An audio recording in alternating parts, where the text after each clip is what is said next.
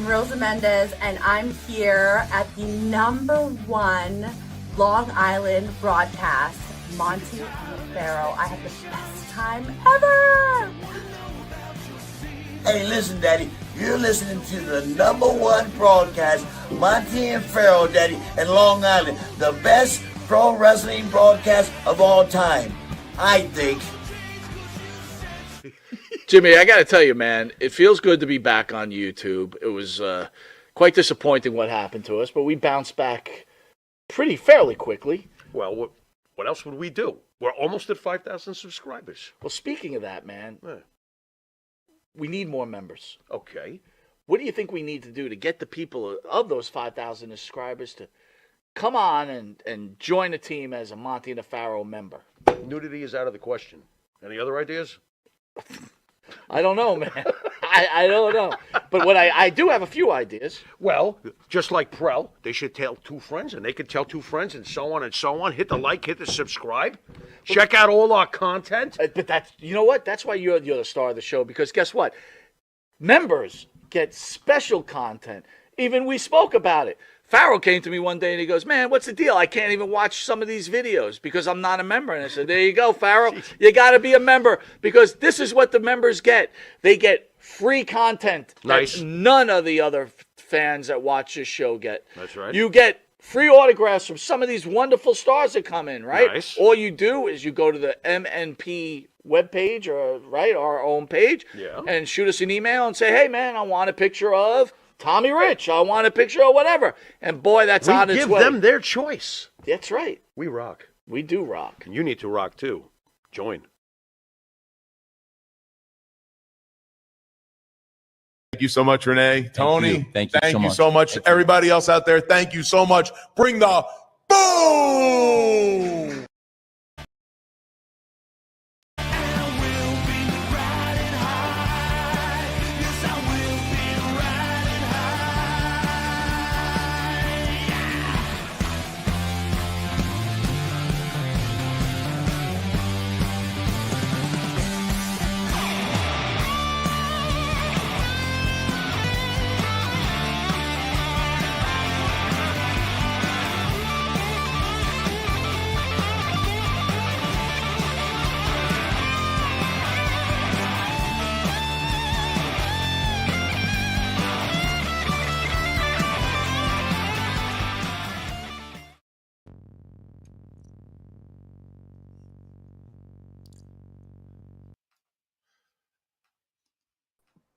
And maybe I should add the right screen in. Hey guys, welcome. I was about to go all Beatle on you. I was about to go. You put us backstage, mate.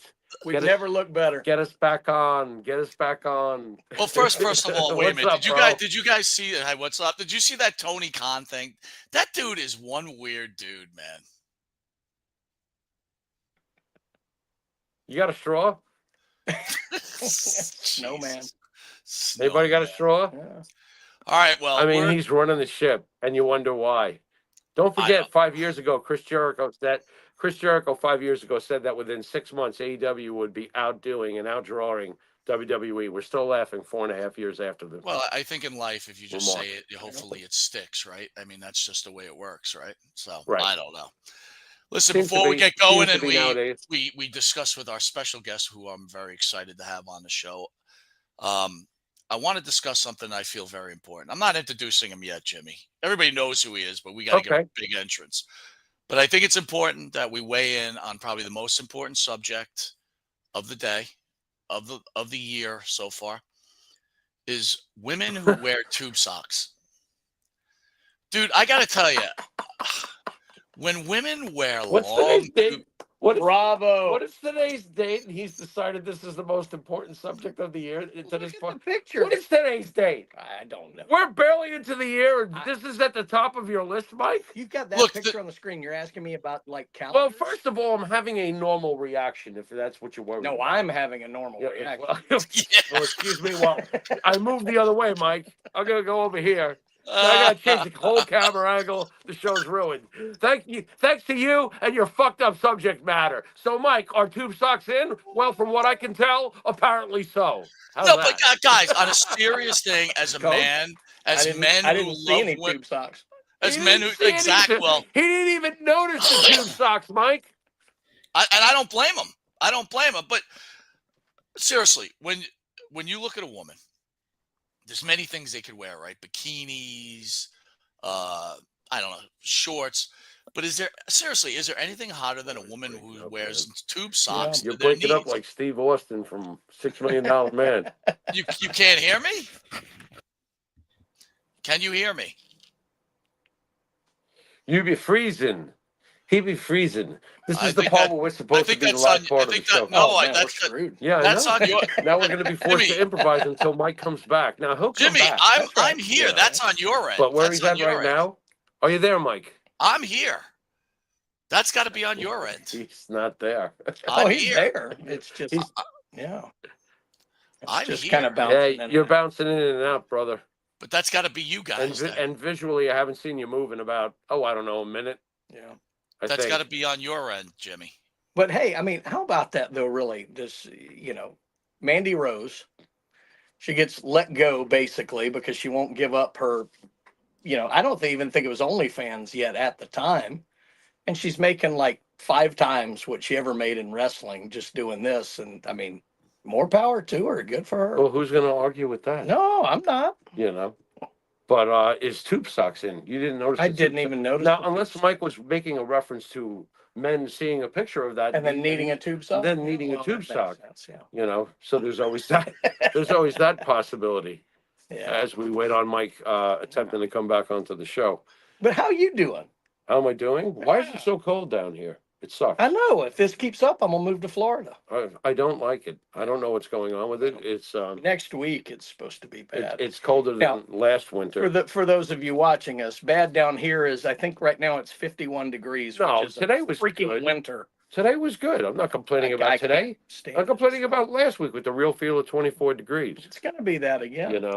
Coach, why don't we talk That's about us whining. why don't we talk about you? Oh, Mike, there might be a chance that Mike is coming back. There Mike, he are you with us? I have been here. I have been here. Can you guys hear me? Yeah, I can hear it's you. just buffering. I a can hear little you bit. now, but you've been coming in and out. You disappeared for a while. Well, I think the buffering's on your guys' end. Can you check that? Because I'm asking Probably. people if they can hear me. Hold on. Yeah, everybody could see me. Everything. It's the buffering's Yeah, got to be now- on your end, Jimmy. Yeah, it's better now. I don't know why. I haven't been kicked off. It's just like last week for some reason. I don't know what's going on. We It's continue. the cold. We continue. Can you hear me now? Are we clear? Are we okay now? Yeah. Yeah. All right. Good. Yeah. Let's Yeah. go. All right. So, where were we with the tube socks? Sorry to throw that out. Well, why don't we start off by introducing the guest? We're not there yet, bro. You see, Why are you rushing me? Well, you asked where we were, didn't you? I'm good. Can you hear me? Can you hear me? Yeah. All right, good. Yeah. All right, but you're not moving. You're not moving. Now you're moving. Don't worry about me moving. If you could, that's on your side. If you could hear me, let's keep going. We're okay. All right. Let's do it. Okay. All right. All right. Not a good start, but here we go. Very excited to introduce Florida's own ESPN, The Real Coach. Coach, thanks for joining Long Island's #1 pro wrestling broadcast. How are you? Thanks for having me. Absolutely love the show. Love being a part of this, and love messing with this guy over here. Oh, great. It's pile on time. Not a good start. So, but a few things though. When we're able to come on to ESPN, Coach does such a wonderful job with us, Jimmy, and we talk a lot of straight wrestling. But now you're in our world, Coach, the world of Monte the Pharaoh. Are you ready to go deep and get out of your comfort zone to talk about some crazy stuff? What do you think? It's time to work blue. Let's go. He wants to be MJF. All right. Before we start, I do want to sorry guys. Wrong screen. I am fucking messed right now. All right. Coach, you're there. There you go. Sorry, guys. We'll get through this. Yeah. Prayers to the people in California. If people want to donate, we all know what's been going on in California. It's a tough thing. What are you guys' thoughts on what's happening in California? Are you blaming anybody, or you just think it's unfortunate circumstances? It's a little early probably to blame, although there should be some cast out, because I do think that several facets of this were avoidable. But for right now, what we've got to make sure and do is give all the support that we can to make sure that we get the fires out and that we support the people who have, lost everything. There's a lot of people who have truly lost everything. And then there's going to be plenty of time to assess the failures of those in charge, because there are some pretty spectacular failures that some were unavoidable. Look, you're in California, you're going to have fires, but some were very avoidable, and you need to be able to address that and not just play my team versus your team, but actually get in there and go, maybe human beings are more important than some protected fish.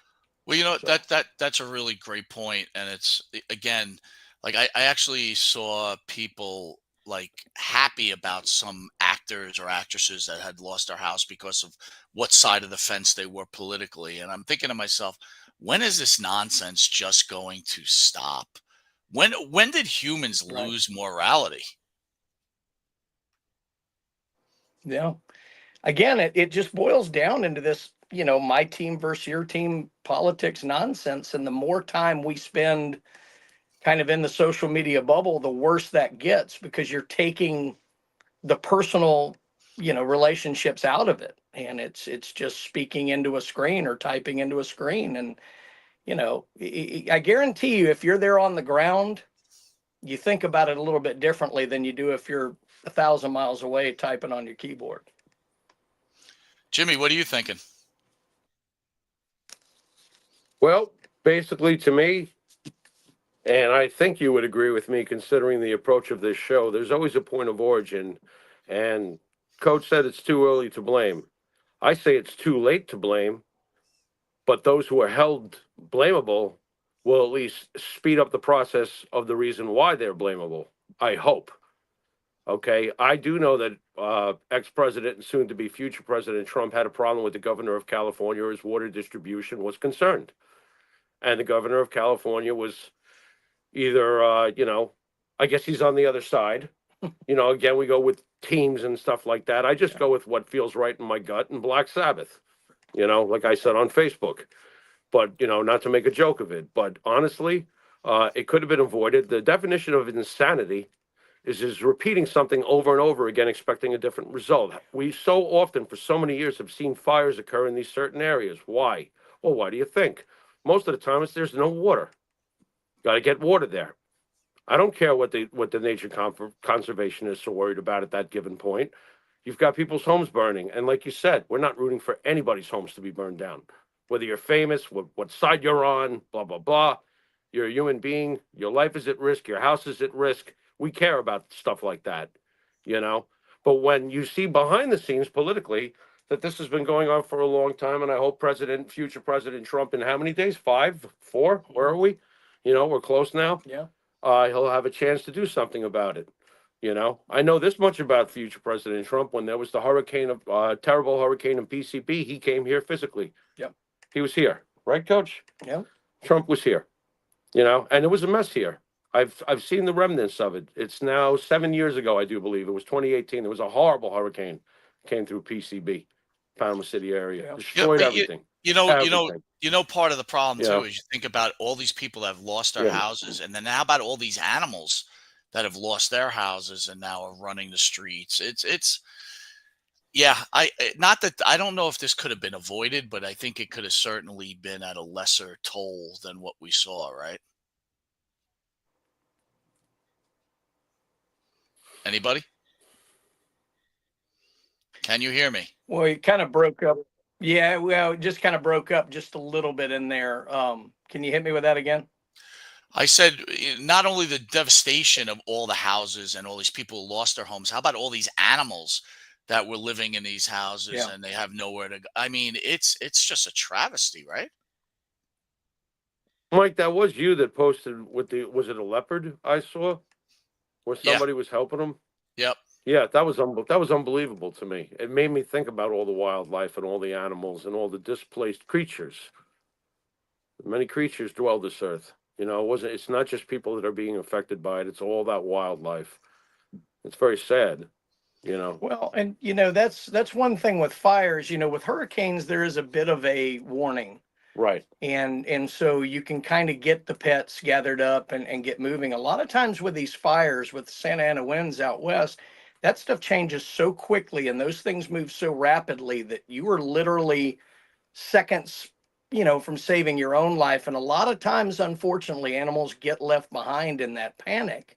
And that's why you end up losing so many in these fire situations, which makes it that much more tragic when you don't have the resources, positioned to actually deal with this when it does come up.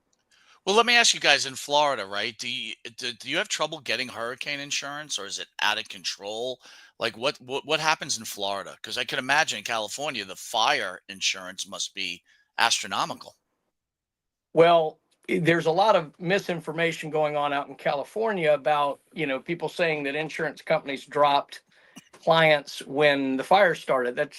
That's not even legal. What happened was, legislatively, California made it to where insurance companies literally could not make any money, and so they just stopped writing policies.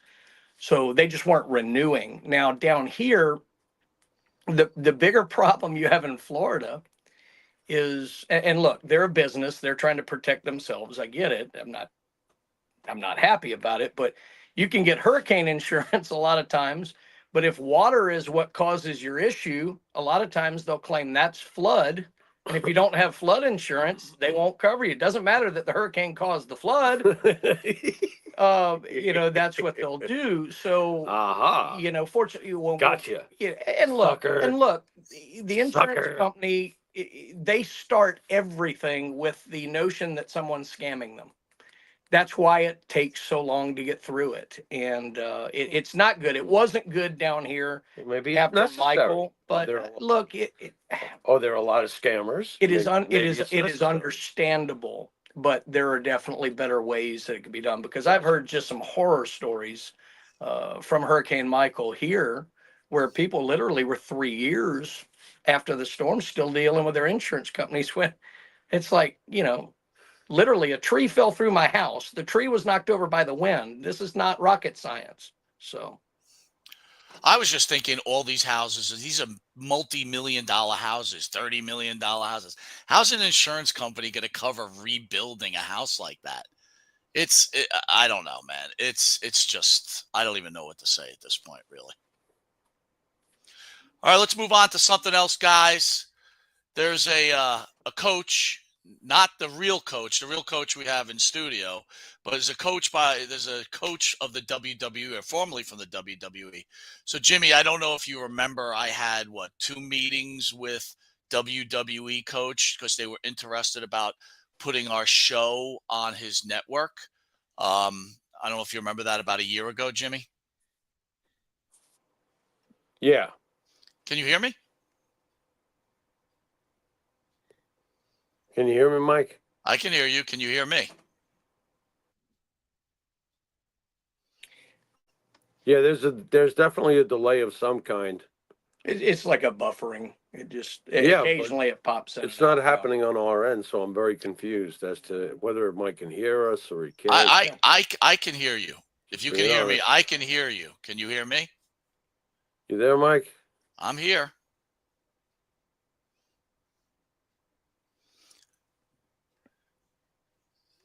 Jimmy, can you hear me? I should try to get back in and back out. Yeah, Jimmy, get in and get out real quick, okay? Yeah. Get out. Can you get in and get out? Or can you hear me? There you go. Anyway, guys, while we're waiting, because I don't think it's on my end, at least everybody's telling me that in the comments section. About a year, maybe a year and a half ago, Jimmy and I met with Coach via phone. had a discussion as they were he has a network and he was interested in having Monte the Pharaoh join his network. Anyway, just this week on Busted Open Radio, and we'll cover Corey Graves. They're talking about Corey Graves, but Coach was talking about his network. And he had decided to he said on Busted Open Radio basically that they didn't want anyone on the network that wasn't a wrestler because they just didn't, or some part of wrestling because they just don't understand the business. Jimmy, can you hear me? Yes, sir. I can hear you. All right, maybe that worked then. Okay. All right, Fair cool. enough. Good. Fair enough. So anyway, I was saying that there's a coach out there, in the WWE, right? But we have the real coach. But I don't know if you remember, Jimmy, about a year and a half ago, I had 2 phone calls with Coach. They were interested on putting Monte and the Pharaoh on their network. Right. So anyway, I was listening to Busted Open, and they were talking about Corey Graves, and then he started talking about his network. And he was saying that he's building, he's going on to Roku, the same old stuff that everybody says they're doing. But he was basically saying that he had, I don't know if it was a direct shot at us, but I was like, he basically was saying that he had decided with his team that they did not want any shows on their network if people weren't in the business. He didn't believe that fans really knew anything about the sport, that they could really lend anything that was really important except their own perspective of what they think about the sport. And then he compared it to baseball, football, the same shit we heard before. Right.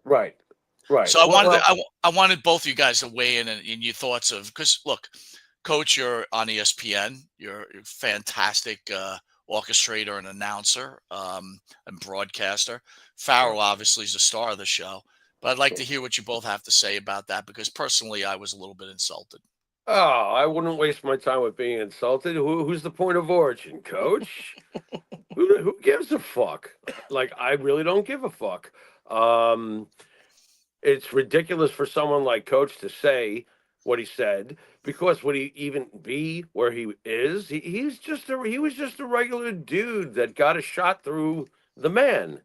At the end of the day, and he's capitalized. Good for him. He's good at what he does. Cool. That's cool. But don't diminish us fans. We put the money in your fucking pocket. No fans, no business. No business. When you got no business, you got no money. If you got no money, you got no honey. Funky like a ain't that funny? Wake the fuck up. Who gives a shit what Coach thinks? I don't give a shit, Coach. Yeah, look, if he's talking about, basically the intricacies of, performing the moves or, selling or this, that, or the other. You don't know those? Yeah, then a fan, look, I get it. It'd be like the same thing of, it should be insulting.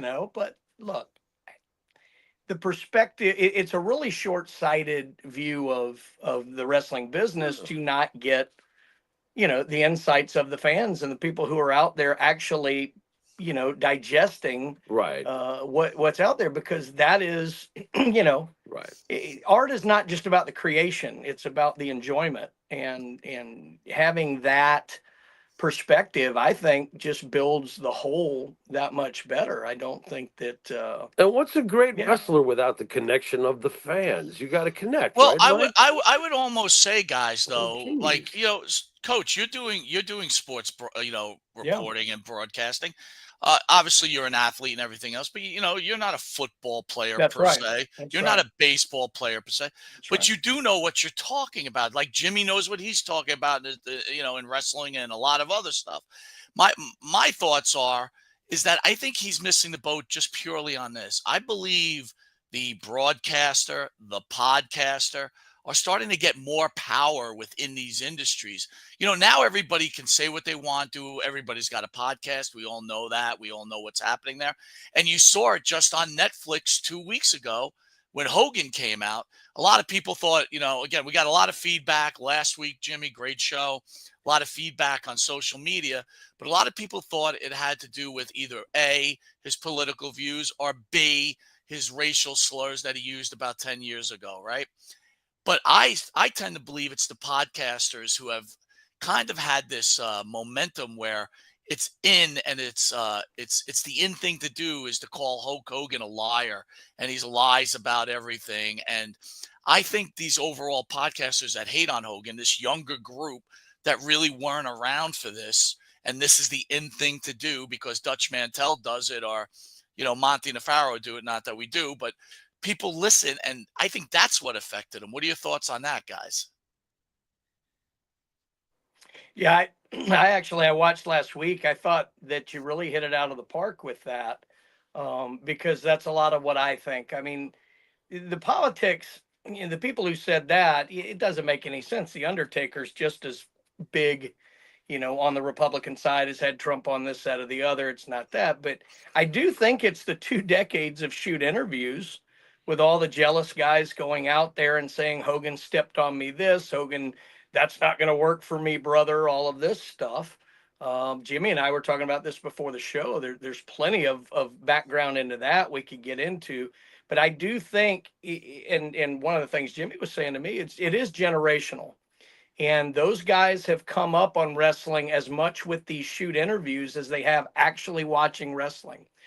And so most of the fans in that arena were of a younger generation, and that's what they know of Hulk Hogan. They don't know that the reason they're in that arena is because of what Hulk Hogan did. And so I thought it was a pretty ugly display. Was I shocked by it? Not terribly, because like I said, I've seen 2 decades of this stuff where that's the only narrative that's been out there about Hogan, other than shows like this that actually give a more well-rounded view of what the man's career and legacy truly is. I think it's total crap. It's a generational thing. Like I told Coach before we started the show, it's a generational thing. I think it's the exception, and I know you've heard from a couple of them, Mike, that were back in our day that were like, I'll never be a Hulk Hogan guy again. Okay, congratulations. You're part of cancel culture as far as I'm concerned. Hogan's transgressions are Hogan's transgressions. He's never killed anybody. He said a bad word when he wasn't even aware he was being, illegally, it was going to be illegally distributed, and he was talking about his kid, and it's very personal. It's none of my fucking business.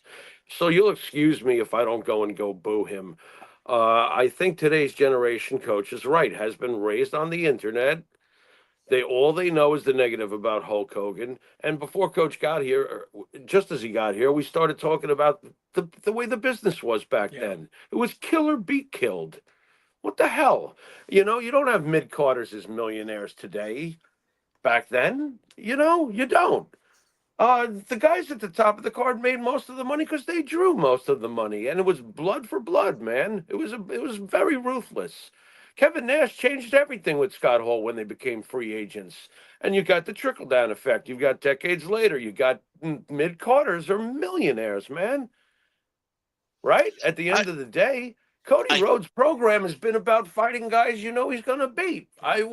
What's the challenge in that? There's no like, oh, I've got to, take this guy's head off just because and blah, blah, blah. It's some of the safest booking I've ever seen.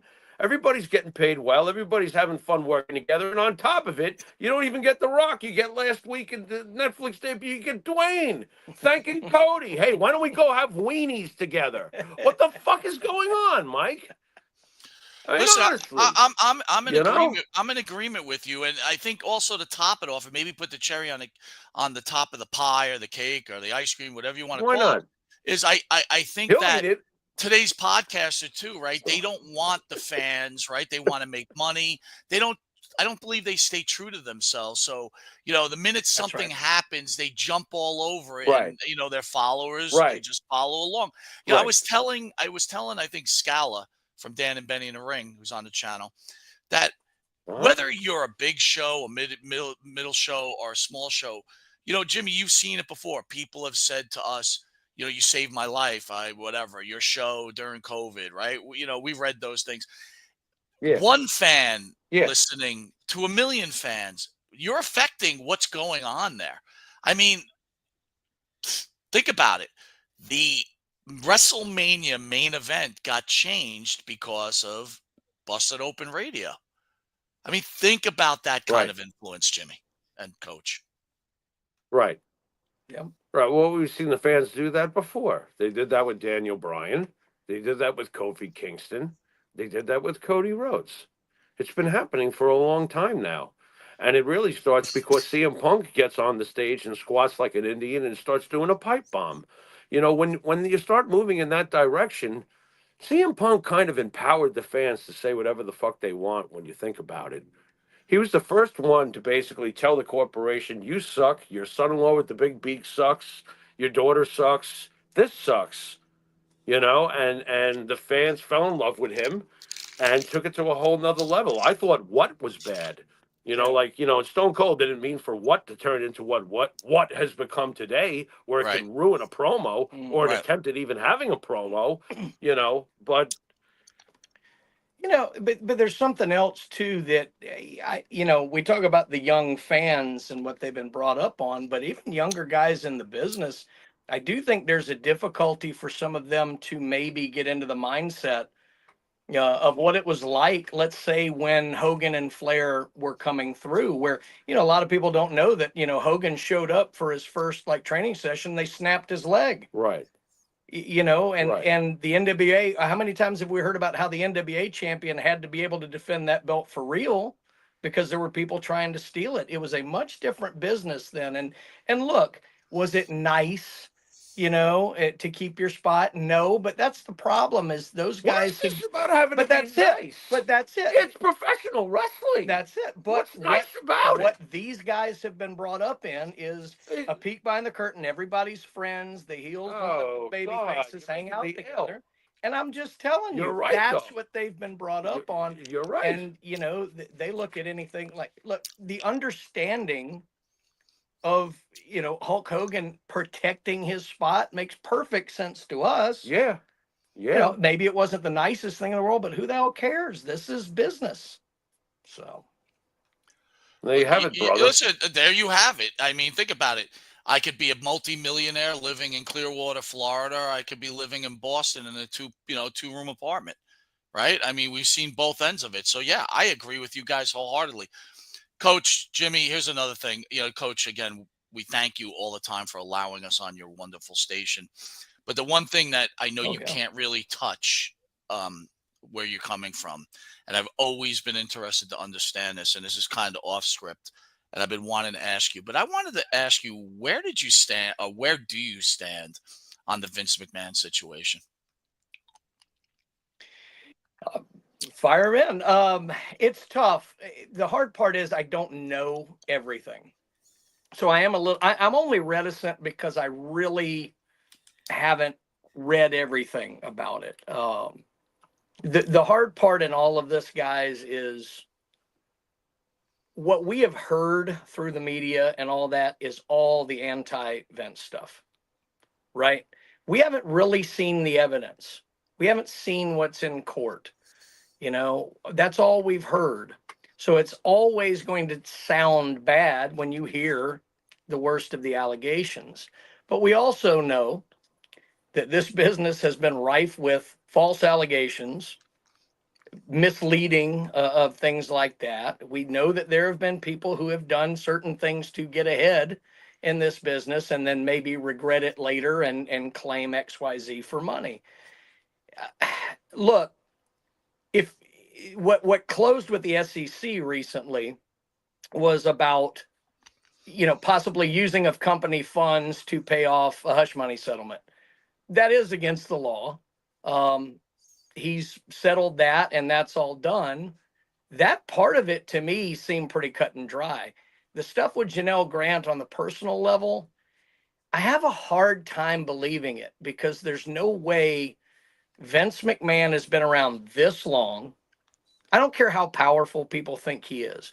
There's no way he's been around this long and been that cavalier and opened himself up to that much of an issue. I have a hard time believing it. Now, do I think they absolutely had some level of a relationship? Yes. Do I think it probably either she decided, you know, enough was enough, or more likely Linda decided enough was enough? Too many people know about this. You need to put an end to this. And then it just got sideways from there because now the regular meal ticket was gone. I don't know. It's a hard one, but I have a hard time believing what I've seen in the media just because of past experience with that stuff. I don't think we get the truth. So I would probably need to read the court papers to know better.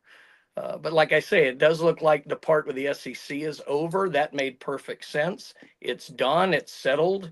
All parties are happy. Now we're on to the more seedy part of it, if you will. Well done. Well done. Mike? Jimmy? Jimmy, can you hear me? Well, basically, I mean, what's the same old story? What's the same old story with Vince at the end of the day? You get all these allegations. You get all this, oh, he did this, he did that, he did this, he did that. Is Vince McMahon in jail, Mike? I think, guys, and Jimmy, I really do think that Vince McMahon is in the same boat Hulk Hogan is, right? Today's media, today's people, today's generation, all they care about is putting people down, and that's what they learned, to hate Vince McMahon. I mean, look, let's be honest. WWE's been great, right? But, you know, WWE under Vince McMahon was great, and then it goes flat, right? And, you know, it's eventually going to happen to Triple H, and then what are they going to say? I'll try it again. Yeah, I might have to. Mike, you good? I'm good. All right. Yeah. I was about to kick myself out again. Might have been moving. It might have worked. Yeah, I don't Maybe. know. We missed that very last part. So what I was saying is Vince McMahon falls in that Hulk Hogan bucket, right? So, yeah, you know, today's generation, they were born on hating Vince McMahon. He's overrated. He can't write. He's a control freak. Listen, you know, we're going to talk about Gen Z because today's society now, there's a big article, we'll talk about it, is that companies are starting to fire Gen Z because they cannot deal with what's going on with them. Well, and we'll discuss that. Yeah, everything's a problem. And look, you know what? You got to have a face of every whatever it is being rallied against, okay? Who was the face of steroids in baseball, Mike? A-Rod. Easy peasy target. Ortiz, just as fucking guilty and beloved. Beloved. It is the most hypocrite, and we do it with everything. I don't care if it's wrestling. I don't care if it's politics. We are the most hypocritical race, you know, obviously on the planet. You know, you point out that the damn leopards, you showed that video of the leopard being like heart compressed and saved. I mean, doesn't that really spell out what we really should be thinking about? It's just like, well, wait a minute. What are we doing? The subdividing is ridiculous. And the need for a face, my main point, Hogan is the face. Trump is the face of whatever it is or A-Rod's been the face of whatever it is you hate. You know, there's a face. There's a point of origin. There's a far cry between being possibly a dirtbag and being criminally liable for sexual trafficking.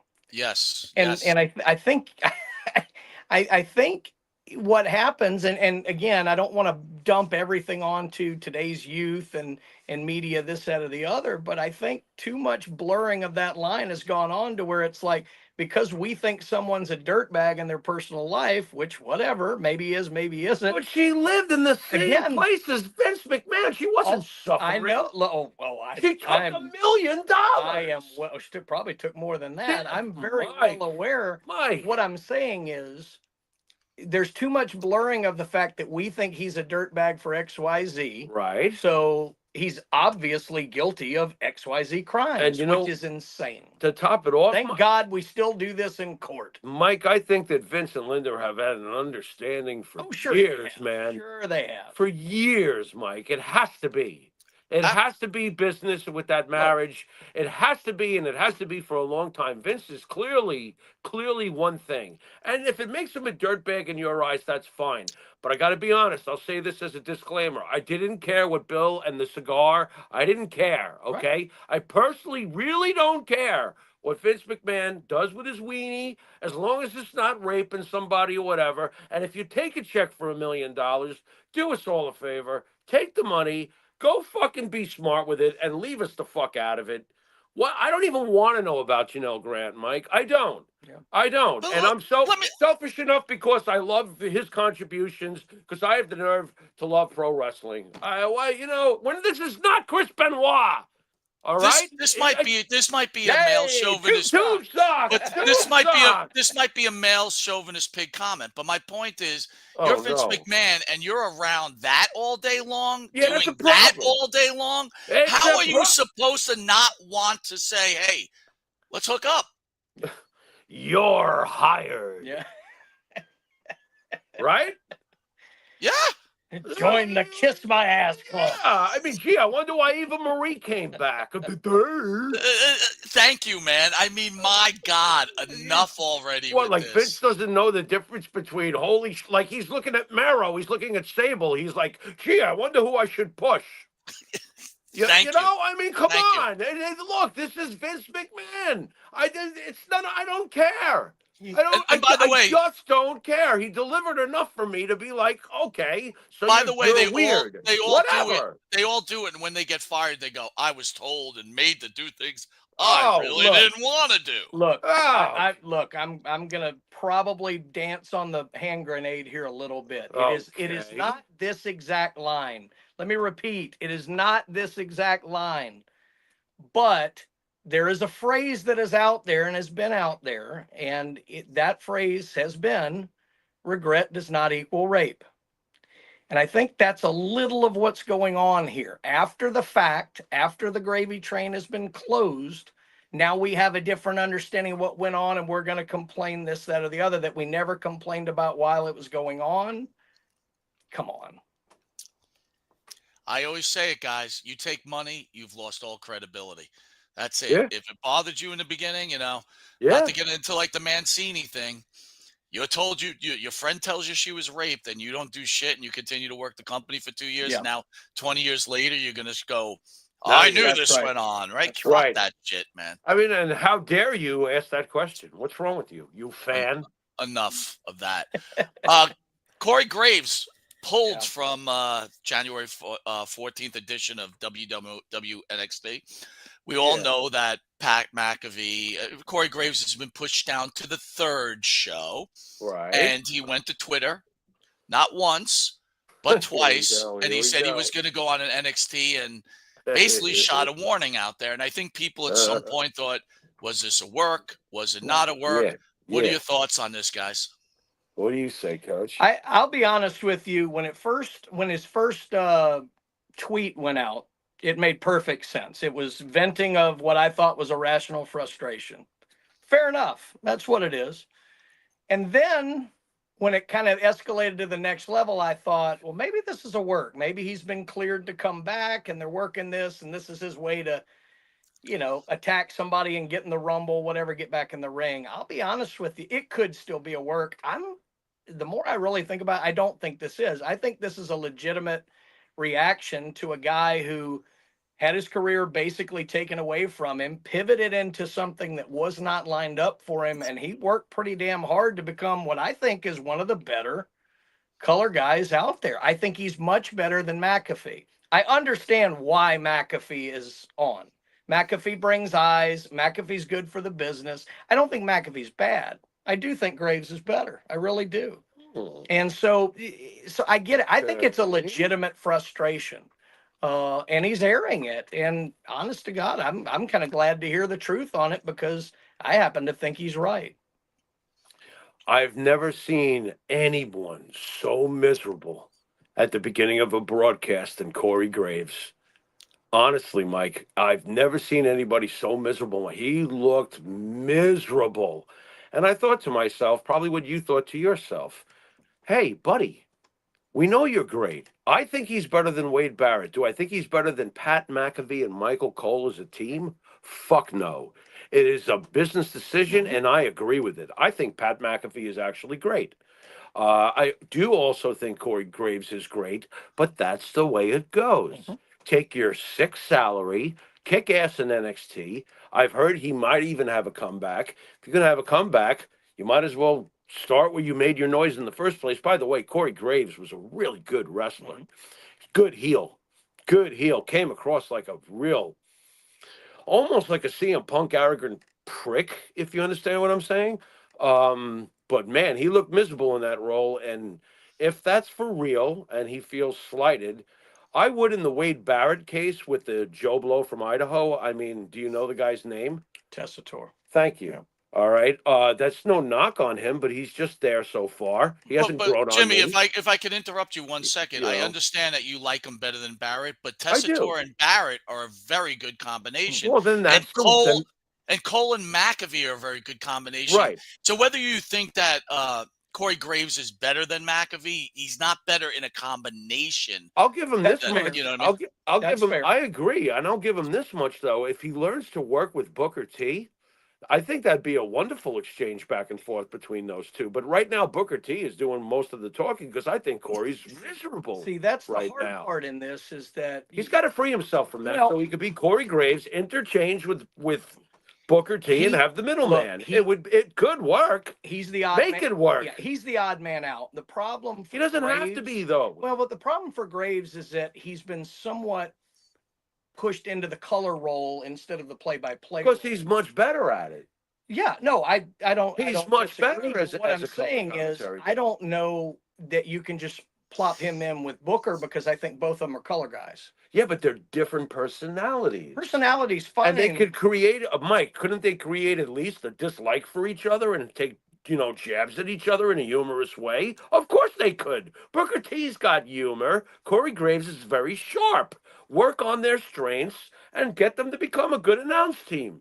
So what? So you got demoted to NXT. I don't disagree with the Barrett Tessitore if that's a good combo. I'm not disagreeing with that. Take your job and make it work. You did it with everything else. Your wrestling career work. Why are you tweeting? As Mike puts the tweet up again. Here's a Pharaoh point. Why are you tweeting?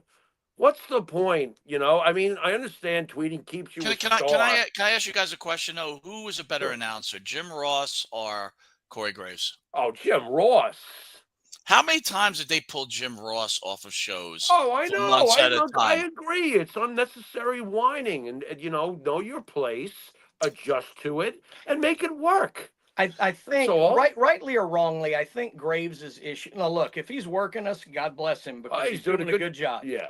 But I think rightly or wrongly, I think Graves' issue here is that Pat he's entertaining as hell. He's good with Cole. I think Graves is better in the color role than Pat. That's a personal. Mike, do you realize what this is? Thing. Do you realize what this is? No, hang on. It's a personal thing in broadcasting. That's just the way I feel. But you drew a comparative, though. I think, for me, Graves' issue is Pat is a part-timer coming in. Drawing my comparative for me. He is. I think he's a part-timer coming in from outside. We talked about it earlier with the guys coming in from outside the wrestling world. I do think that's Graves' issue. Who did I describe him to earlier? CM Punk. Why did CM Punk leave WWE? Because John Cena and The Rock, and here comes this part-timer. You see the cohesion, though? Right. And you have an announcer who's in an announcing situation where he feels like, I'm the main event guy. I'm the guy who always has to do shows. I work the hardest, blah, blah, blah. Yeah. The fans like what I do, yada, yada, yada. You demote me? I'm out of here. Or I'm one step out of here. Or I'm going to put a tweet. I think, guys, though, that was a great comparison, Jimmy. Fantastic comparison. Yeah. And Graves and Punk smelt their own shit, right? Listen, Punk is an icon. Okay, he is an icon. But remember this. Punk will never be remembered as in the top 20 greatest wrestlers of all time. I don't care. Yes, no, he will not.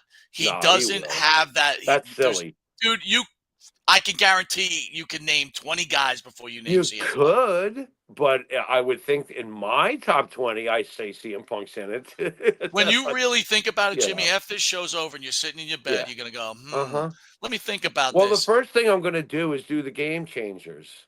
You know what I'm going to do. I'm not going to do it from who I rooted for. I'm going to do it from a historical perspective because I'm going to treat it like I got to report history accurately. So there's going to be guys on the list that I'm not a fan of.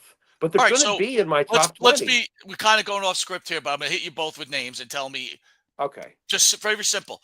Punk more important or not, okay? Hulk Hogan. No, not then Hulk. Okay, Come on. Ric Flair. No, not in my opinion. Randy Savage. Not in my opinion, no. Roddy Piper. Not in my opinion, no. Road Warriors. Tag team, different story. Yeah. Please give me It's individuals. wrestlers, though. Why is that? It doesn't matter. You got to right? give me individuals. You got to. Vern Gagne. No. No. No, I actually think CM Punk has done more for the business than Vern Gagne. Wow. So wait a minute, you're going with Punk over Vern Gagne? On a business level, yeah, I'm putting CM Punk in my top 20 before I'm putting Vern Gagne. Yeah, Bruno Sammartino. No. Bob Much Backlund. different. Yes. Probably. That's fair. Yes. Okay. Ultimate Warrior. In the long-term big picture, yes. Yeah, Warriors' real hiatus was too short. You got to understand, CM Punk has had such a fucking impact, Mike. I'm sorry. You yourself witnessed it at the Garden. I'm not asking you to fucking like him. All I'm trying to say is that but what I'm saying to you though, his tenure, him bailing out for that 10 years has cost him. It's cost him the opinion of himself on some people, but I don't think that it cancels out what he's done for this sport. Let me throw this out at you too. He's huge. I think if he had stayed For gone, God's sakes, he's almost 50. He just main evented the debut on Netflix. Can I get something? I'm almost 50, but I haven't done them in Netflix. But no, look, let me throw this anecdotally out at you just for perspective. I think if he had not come back, I would be more inclined to agree that he won't. I agree with that, Mike. But Mike, let me put it to you this way. This is Mike's icing on the cake. Look, if you we understand talked what about I'm this a what he's while doing ago now. with my journey through being a wrestling fan. I was not watching I pretty was. much for most of the time from, let's say, 2003 through about 2020. COVID Wow, got you me missed back a lot of into it. shit. But I'll tell you this: You there missed are a lot of two shit. names I really remember hearing Okay. that caused me to dive back in for a couple of weeks or a couple of months just to see what was going on in that time. One was Daniel Bryan. Okay. And one was CM Punk. Right. So there is something to be said for somebody that can reach someone who's not actively watching wrestling and their impact. And that's why I think Punk will get in the top 20. Yeah. But there are a lot of other people that are more important. Mike, I didn't name, Stone Cold, The Rock. Sure. Right. Undertaker. He'll be 15 to 20. Randy Orton. Yeah, Right. he would be 15 to 20. That's right. fair. I could see He's him falling in there, though. Yeah. That was the whole argument, was that he's in there. And I think he is in there. I also think there's a spot for Chris Jericho, but we can make a whole show on it. You guys got to remember this, too. You're only remembering him now because of the work he has done since he's come back. No, right. Right? Well, don't forget, I love the work he did before he left. I wasn't happy that CM Punk left. But you know what? But Jimmy, to be fair, he had run his course with you when he went to AEW. You were done with him. Well, right? I was done with him because he wasn't real. Listen, I'm going to use a Yankee analogy. When you're a Yankee, and no, it's the truth though, because Mike and Mike knows what I'm talking about.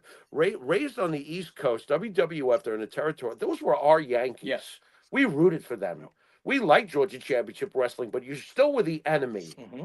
And we understood what territories meant. Right. And we rooted for our guys with all our heart and all our soul. Right. So basically what it's really come down to for me is that you want the product to remain healthy. And right now there's a lot of future stuff going on that we don't know what's going to happen. When you see the past trampled on what I consider Babe Ruth, not to get back to Hogan, but like when I see that trampled on, I feel like you're trampling on a Yankee. And when CM Punk came back, I was mad at him when he left the Yankees. I was mad at him because he went from a minor league prospect and a great one. It's just like baseball in certain ways. He came from Ring of Honor. It's a minor league. All right. Just like someone came up through the Yankees in the minor leagues, highly touted, has a great run. Great run. Longest reign since Hogan. Pipe bomb. A whole new set of fans are paying attention, including me, Mike. We might not even have this show if it wasn't for the pipe bomb, because wrestling was losing me at that point. When the pipe bomb happened, I'm like, oh my God. He made me pay attention again. And Mike, that means something. We wouldn't even have Monte the Pharaoh if Punk doesn't make me pay attention again. I hated Cena. That's fair, but I had my Joker. Again, but why do we continue? Why do we continue giving him credit for the pipe bomb? It's Vince McMahon that allowed him to do that and saw that in him, right? But do I not give credit to Vince McMahon? But think about Phil literally hates Vince McMahon. And if it's not for Vince McMahon, he's not. He's wrestling in the indies still. He shouldn't hate Vince McMahon. I agree with that. There should at least be some sort of in-between where they talk. Look, Yogi Berra hated George for almost 20 years before they kissed and made up. You got to, at some point, realize, stop it already. So I agree with that. I don't agree that they should be enemies. And I agree that if it wasn't for Vince McMahon, that's why I was mad at Punk. You asked me why. I was mad at Punk because of that. Come home. Make up with Vince. Fucking come home. Don't go to AEW. It's the only time AEW ever eclipsed 1 million views was because of Punk. They didn't even know what to do with their biggest cash cow. The inmates ran the asylum, and Punk came back to the Yankees. And I was like, please be like a Mattingly in the locker room. Be like a Jeter. I thought to myself, please do that. And you will just smear everything that everybody's been smearing about you right back in their face. And so far, so good. So much of what you just said sounds like very much the way Seth feels. Right. And that's why this damn program is going to be so successful. Oh, yeah. Because it's so real. Yeah.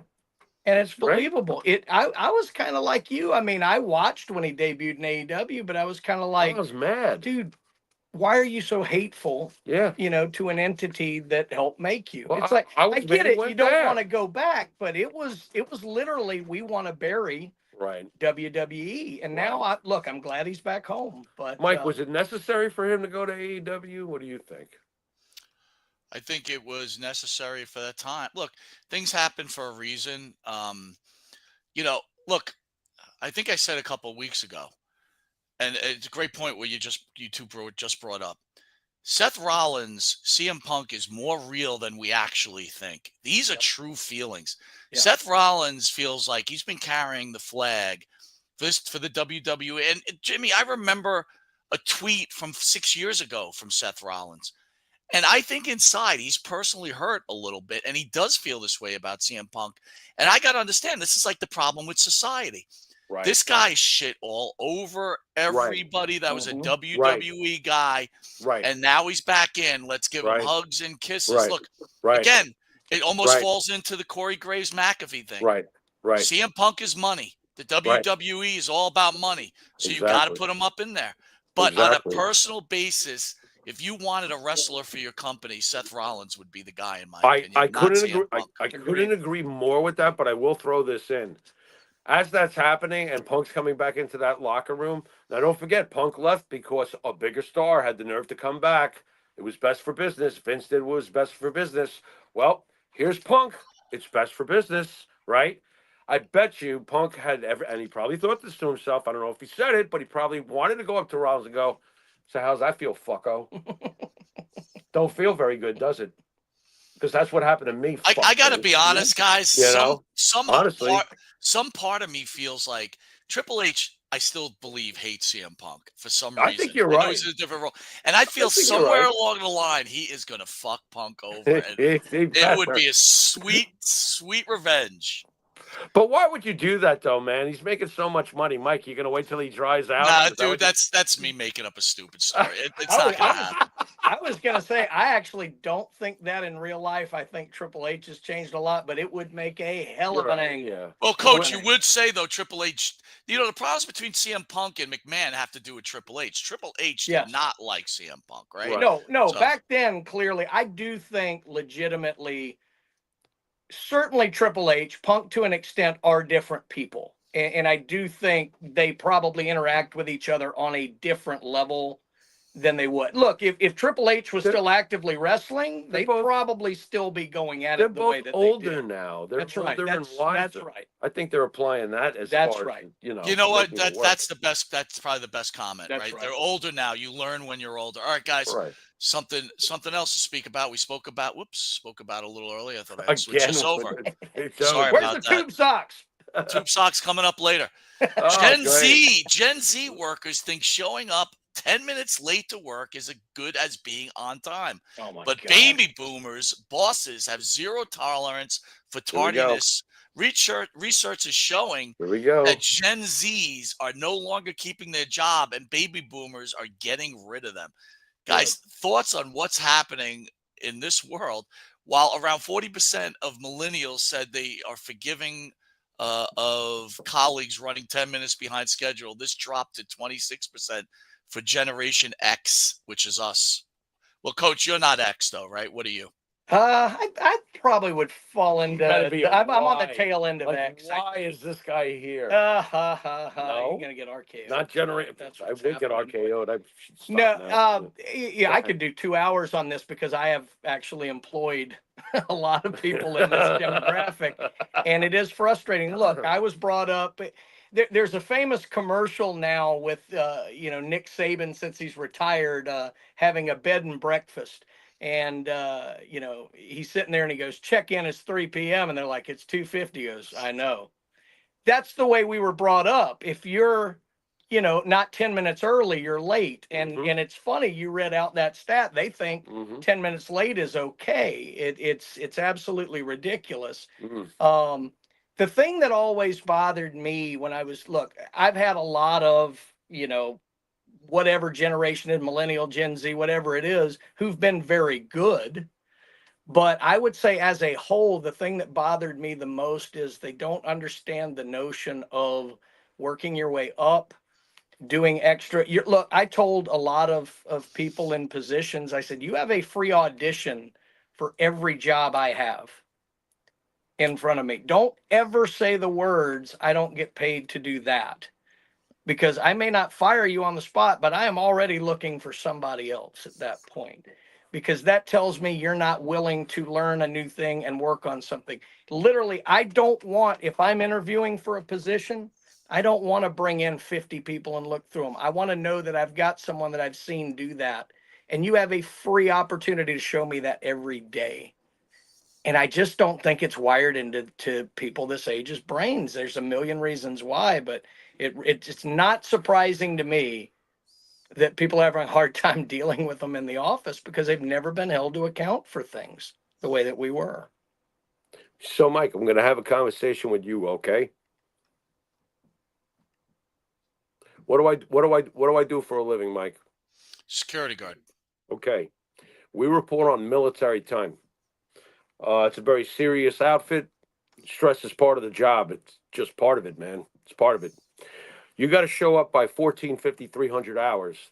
That's 7 minutes early to your shift. So you have proper time to prep with the previous guard to find out what's going on, what's been going on, what's going to be going on.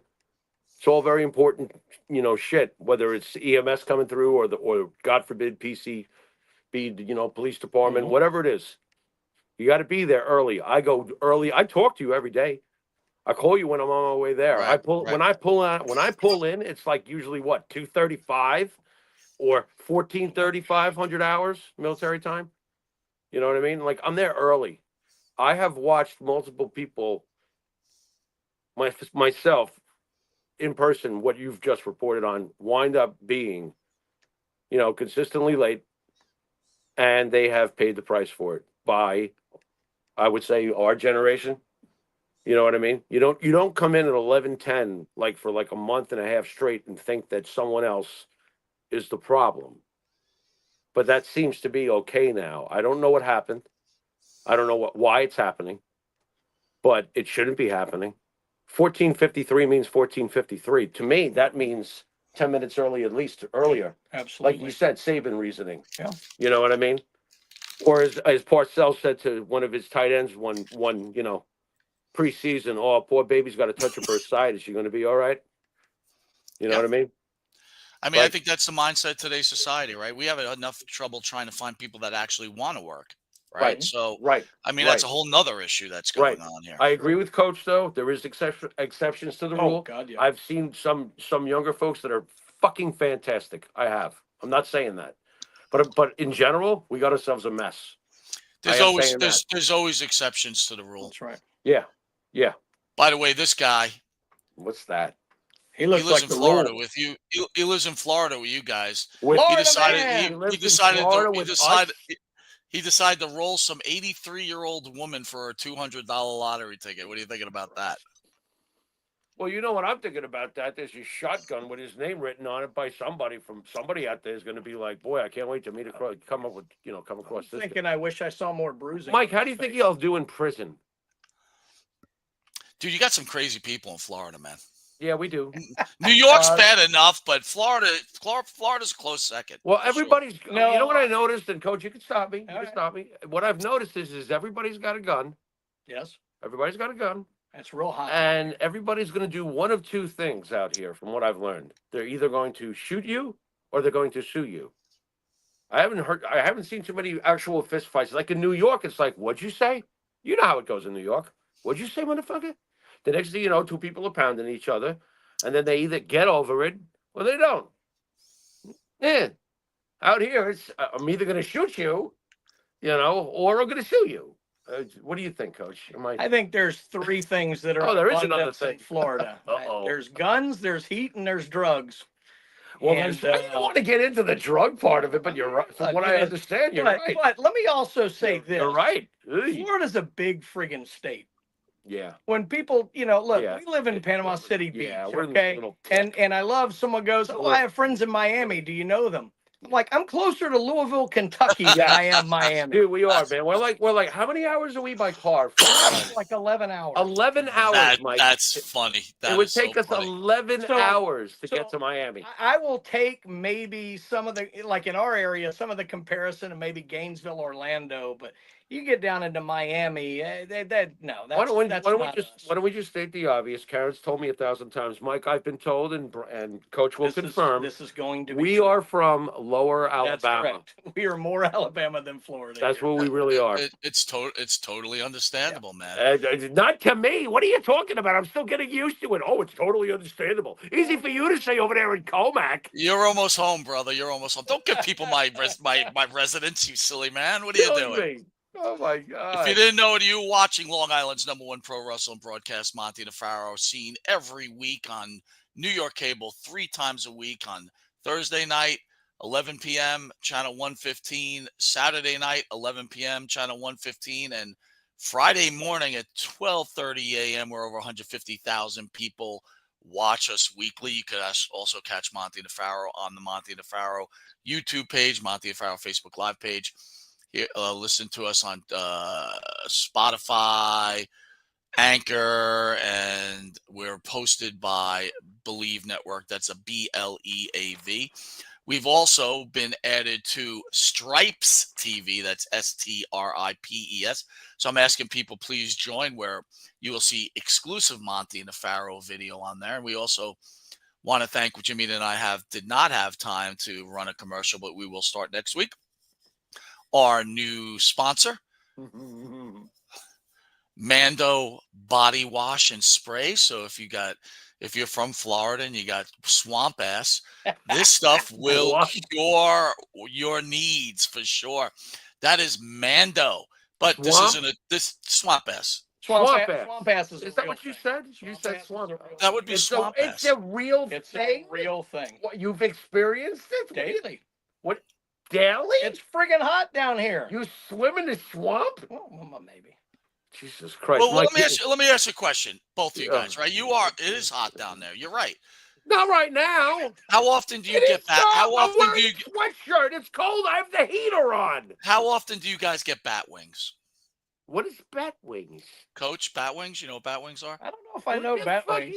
So that's when your scrotum skin gets stuck to the inside of your legs and you try to separate it, but it's like bat wings, right? It's stuck. Sweaty balls sticking to your inner thigh? I've never had that. Yeah. Wait a minute. It does happen. And you know what will help with that? It happens. Mando will help with your bat wings. Just spray it on there. You'll be loose. You won't get stuck. You won't stretch anything out. You'll be good to go. And for younger people, younger men out there, there's nothing worse for women than to see a guy with hanging balls, right? Those long hanging balls. So that comes from bat wings. That comes from bat wings because you're stretching it out. Interesting. I mean, have you ever had bat wings? So in the end, the product gives you the compression without the depression. Nice. I like that. Nice man. catchphrase. That's interesting. Yeah. Very interesting. All right, By guys. the way, can you send a carton of the body spray for me and Coach, because I will. He will. swamp flosses daily. It's a little ripe in here. And we also have the man wipes, right? So when you have problems in the Swamp bathroom, ass. you've Swamp got ass. swamp ass. You clean that right up. It's green. They're flushable Sometimes. and they're clean. It gets very clean, much better than toilet paper. Let me There we go. There we go. There's no dinner after this show. Go ahead. Jimmy, Coach, you know who this is? I do. No, who's that? Why, Coach? Let me hear. That is Wheezy Blonde. I know her. Oh my God! You know what? I'm giving you the floor. Who is Wheezy Blonde? And I'm shocked you know who it is. She's one of these reaction streamers. She's trying to do content now. She's actually one of the look, a lot of them go above and beyond because obviously they're trying to get seen, and it's the screaming, yelling, running around the room. Oh my God, oh my God. Hers is a little more realistic, if you will, but there is a growing contingent of these reaction streamers as it comes to wrestling, and the WWE is now featuring them occasionally on their show. It'll show some of these reactions because it's good for publicity for them. But yeah, I do know who she is. She's showed up in like the YouTube algorithm for me, and yeah, she's all right. You know, Jimmy, do you realize that Coach has got his act together more than we did? Because I didn't know who she was until about, I think I saw her on last year, that WrestleMania, whatever. Okay. But literally, Jimmy, I got to tell you, I didn't know that's what they were called, reaction streamers. So thank you. I will start using that. Jimmy, you go to these shows. Yeah. There's 400 people watching a woman watch Monday Night Raw. Listen, there's only one Wheezy to me, and her name is Wheezy Jefferson. Listen, but dude, you're sitting right next to Coach. He says I don't care how old I am. He says he enjoys her. Coach says he enjoys her. Wait, did you say that? Did you actually say you enjoy her? Do you understand why she's taking off?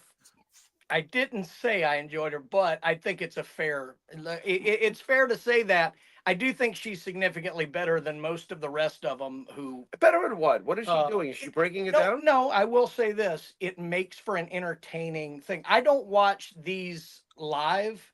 How long are they, Mike? Oh God, they'll go the length. In fact, they'll start before the show and Raw. It's like 5 hours long. So Jimmy. let me get this straight. Like you and I, who've been watching wrestling for half a decade. We're going to tune in to a live pay-per-view premium live event. We're going to tune in, but we're not going to tune in to watch our reaction as fans to the actual matches itself. We're going to tune into somebody watching it and their reaction. And their reaction. And then they go, I've watched a little of it and I don't get it, but they're like, woo! Oh my God. Oh my God. I can't believe he just said that. Wow. Go ahead, Coach. I will say two things. Number one, it definitely was born out of the culture of watching streamers for gaming, video gaming. Now, I know nothing about that world, but I do know that is a huge thing. I'm aware of that. And I do think it grew out of that. Right. But, it's a whole nother universe when it comes to video games. I will say the one time I thought it made sense, and I've done it for these occasions, before I had Peacock, if the WWE had a pay-per-view or premium live event, whatever the hell they call it now. You said cock.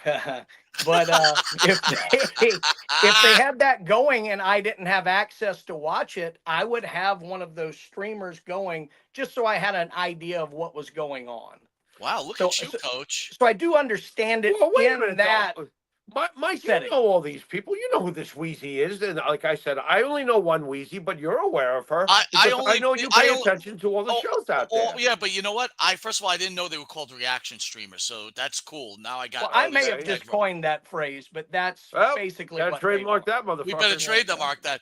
But I will tell you, Jimmy, I didn't know her until I saw her on the WrestleMania. What's your take on her, so I can get a feel for the deal? I can't do that stuff, man. I mean, I just can't watch. I can't watch someone watching. Look, you know, I don't know. I don't get it. To me, it's like anything else that you're not into. I'm not into watching somebody's reaction to a live event.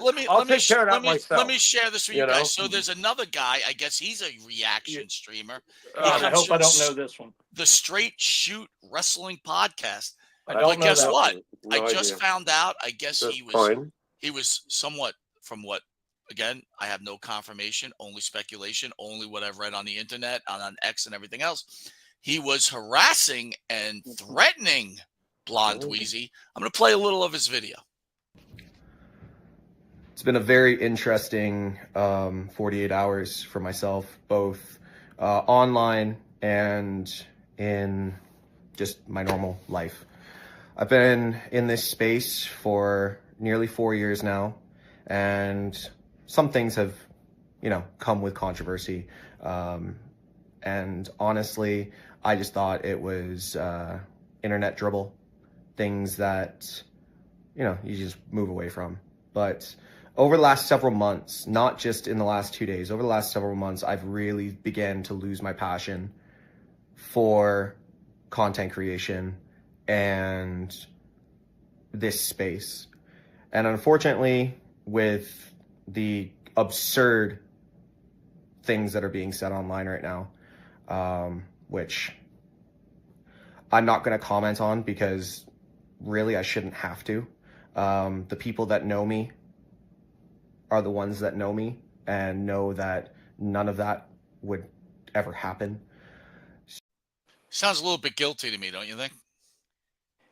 Yeah, the thing I was going to say to you guys about, like, if you were to watch a Wheezy Blonde, you wouldn't connect very well. I don't, for some level, because a lot of it comes from a very young person, experiencing life kind of mindset. It would be a little foreign. But like, even I hear that, and I have to hear about the space and all of this nonsense. The problem with so much of this, and this whole entire just streaming culture, is that they're living in this make-believe world as if it's reality. And it's not just limited to this. I mean, it goes all across social media. But let me ask you this, Coach. Don't you think when you all of a sudden, look, again, there's millions of people out there. When you go on live and you're seeing 500 people, and God knows how many people's, I imagine she has a website, right.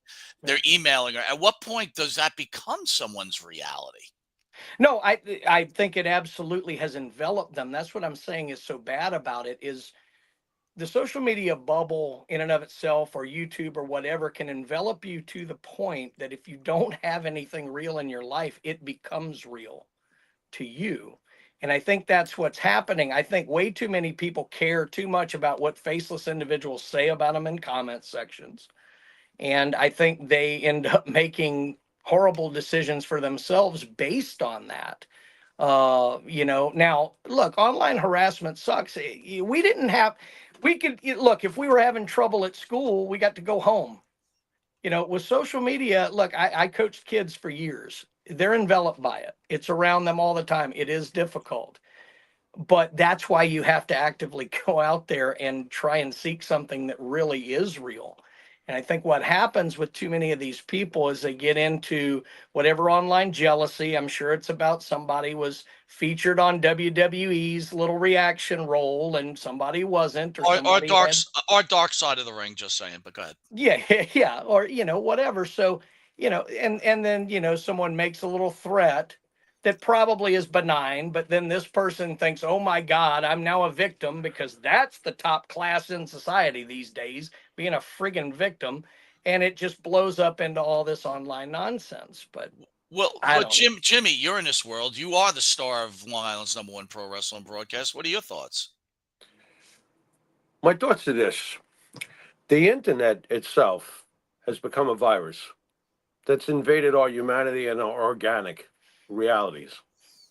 Everybody, everywhere, if they feel like it, are able to make a show and put it on a YouTube or another platform. I can name a million of them. We're on a million of them. Anybody can do it. And most of them instantly think that they're stars. Mike, how many times, especially in the beginning when we were first starting this, how many of those did we come across? I'm so-and-so. Hundreds. I mean, look, just It's been a very interesting. He feels that he's that important that he has to address the nation on what's going on with his show. And basically, I didn't want to play the whole video, but he's retiring from it because he's been forced out because of cancel culture. But he's still going to be on Twitch. Just side caveat. Mike, but again, you have to make a statement. What the fuck is going on here? What's the joke? This isn't the airport. You don't need to announce your departure. Thank you. Thank you. Yeah. Well, if you're asking me for my typical who gives a fuck, you've got it circled and underlined. How's that sound? That's how I feel about it. I don't know the dynamic between her. I'm not aware of her. From what it sounds like, I could care less. I wouldn't be into it. If you're successful at it, that's the weird world we live in now. But that's the internet for you. Well, I don't know what to tell you. I got to ask this question then. So, Jimmy, obviously you're great at what you do, but I don't think you know her. So I don't know if you can comment, but if you do know her, please do. But, Coach, then I'm assuming you know who Denise Salcedo is, right? Yes. Give me your feelings on Denise Salcedo. I don't watch her very often. I mean, I really don't watch any of them terribly often. There was one guy in England, I think I watched a little days. That was the guy who I watched when I couldn't get pay-per-views. But Salcedo is fine. Salcedo, there was one issue with her where I think she fancied herself a journalist more at first and would go to the little press scrums that Tony Khan would run and this, that, or the other, and basically posit herself as a wrestling journalist and just do what you do. If you're just there to kind of try and be entertaining in your reactions to wrestling, great. I can't say I dislike her. I'm kind of ambivalent to her, but I do remember her. I thought it was a little weird, her trying to interject like she was a wrestling journalist at times. My whole thing is with this, man. Like, I'm not saying she's good or bad. For me, listen, I listen to Busted Open at work. I just put it on, and I'm listening or listen to me, whatever I choose to listen to. She's on in the weekends, and I have Sirius in my car. I think she's okay. I don't think she's great. I think Pharaoh's 10 times better than she is. And I mean that because he's my partner, because I feel like it's the truth. But here's my point. I feel like if you're somewhat attractive, and again, another stupid sexist comment, but that's true though. I feel like on the internet, if you're somewhat attractive, which she is, she's not overly good looking. Trust me, if I saw her in the street and I was a young guy, I probably would maybe talk to her. I wouldn't be gaga over her for sure. But I think if you're somewhat attractive and you're a woman on the internet and you're into wrestling, I don't know what these guys are doing. I really don't. I don't get it. Yeah, I mean, but it makes sense because what is the majority of the audience? Men. Exactly. So, yeah. And look, that's, a couple of them are very entertaining in their own right, but it certainly doesn't hurt if you're easy on the eyes. Hence, this guy. I am... well, fortunately, I'm aging a lot better than Shawn Michaels. Let's get that out of the way. I still think I look pretty damn good after all these years. Yeah. As far as other broadcasts, you know how I am, Mike. I'm very limited. I want to know one of two things when I'm watching something. Are you teaching me something? Are you saying something interesting? Usually it does help to have credentials, but there's plenty of fans out there that have shows that Mike, I'm supportive of. Right. So it doesn't depend on what you've done for the business or what you've watched in the business. To me, some of these ones that you're talking about, I'm not fully aware of, but I'm sure there's reasons why. If I become aware of it, I'll probably be turned. Jimmy, I got to be honest with you. Like you and I are almost in a bubble because the more and more I look into it, do you know how many shows are out there?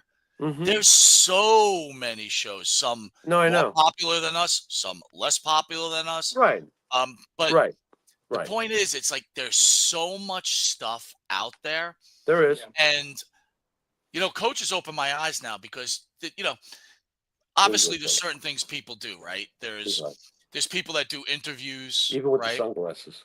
There's people who do interviews. There's people that do just raw recaps, right? They all have. Some people do some really high level production. Yeah, sure. Can stuff. Sure. You know what I mean? We do kind of like the the behind the curtain wrestling shit with interviews and discussions. But I got to tell you, I didn't know what is this? What was it again? Coach streaming? What is it? Reaction streamers. Reaction streamers. Mike, write that down. Don't you have a pen on that desk? Yeah. Send it. I am writing that Wait down. a minute. I have a pen. Wait a minute. What do you call it? When did you learn how to write? When did I learn how to write? Let me tell you something, and Mike will agree because he went to school with me, or actually he knew how often I wasn't going to school. Exactly. My greatest teachers were Mr. Rogers and Jim Henson. Fuck off. All right, so what did you call it? Wait a minute, hold on, I'm writing it down, Mike. Reaction streamers. Let me say this real quick, just to button it up. I will say this. They can be fine, just like you said, but the best ones of them are the ones who basically say, I'm a fan, and I'm sitting here enjoying wrestling with other fans. If they approach it like that, it can be very entertaining. When they start to think they're these great creators in the space and all these other buzzwords is usually when they lose. Mike, I just realized the reason why reaction streaming exists, what have we been saying for years? That the fans are slowly making themselves a part of the show. Yep. It was not always that way. But how are you a part? Like, I don't get it. They made themselves that way. But look, wait a minute. Raw is on. I'm putting it on. Right. But I got to put on Blonde Wheezy to watch how she likes it. I don't understand this I'm with you on that. I'm with you on that. Bizarro but I think that there's a point of origin for everything. You know what? I've always been consistent about my point of origin. So my point of origin is the reason why we have reaction streamers. And I spelled it correctly, by the way. Yeah, sure you did. I did. Look, it's perfect. I was good in English, Mike. You'll vouch for that. But the bottom line is all those years back when we started to notice that the fans were inserting their opinion. You can go back to Daniel Bryan, then you got Kofi Kingston, then you got Cody Rhodes, blah, blah, blah. It goes back to a point of origin. Once the fans started going, you ready, Mike? Because here's the classic. You're not giving me what I want. This is what I want. I'm part of the show. I'm part of the show. Chant the name. I'm part of the show. Chant the name. Chant. You know what I'm saying? It became that, which has led us to the eventual virus starts here, and we are now at reaction streamers. Spelled correctly, my friend. You don't spell it S-A-U-N. Well, you guys have buttoned it up. All right, next conversation. John Cena has announced to go into the Royal Rumble. We'll talk about that shortly. Nice. So we've got this iconic figure making his comeback. He's doing his final tour. Yes. And in turn, AEW goes, well, I'm gonna do our own gimmick. Here we go. And we're gonna bring back Jeff Jarrett, and Jeff Jarrett's gonna do his final tour. So yesterday, or at least 2 weeks ago, MJF and Jeff Jarrett had a segment, and then they had one yesterday. Yeah. So. Yeah, I got to ask you guys this question. Now, Jimmy, I know you're a big fan of MJF, Coach. We haven't really talked AEW on ESPN, so I'm going to ask you that same question. Yeah. But let's first get this out of the way. I didn't know he dyes his hair. Look, as he's sweating, his dye is coming out of his head. So, poor MJF, he's graying early. He has to dye his hair. I don't know what to tell you right there. I bought the company. Wow. Jesus. Wow. So I put this on this morning because I knew there was a segment between them. And I've always stood by the fact that MJF is not as good as he is, as people think he is, because he has to work blue all the time. He's not witty. True. It's just straight witty. No, he's not witty at all. It's just straight nonsense. But last night he goes overboard. Nonsense. Wow. Last night he tells Jeff Jarrett on television, I'm going to take your wife home with me. I'm going to have her away with me. Then I'm going to drive her back to Tennessee, and then you get to taste my balls and Olympic heroes' balls.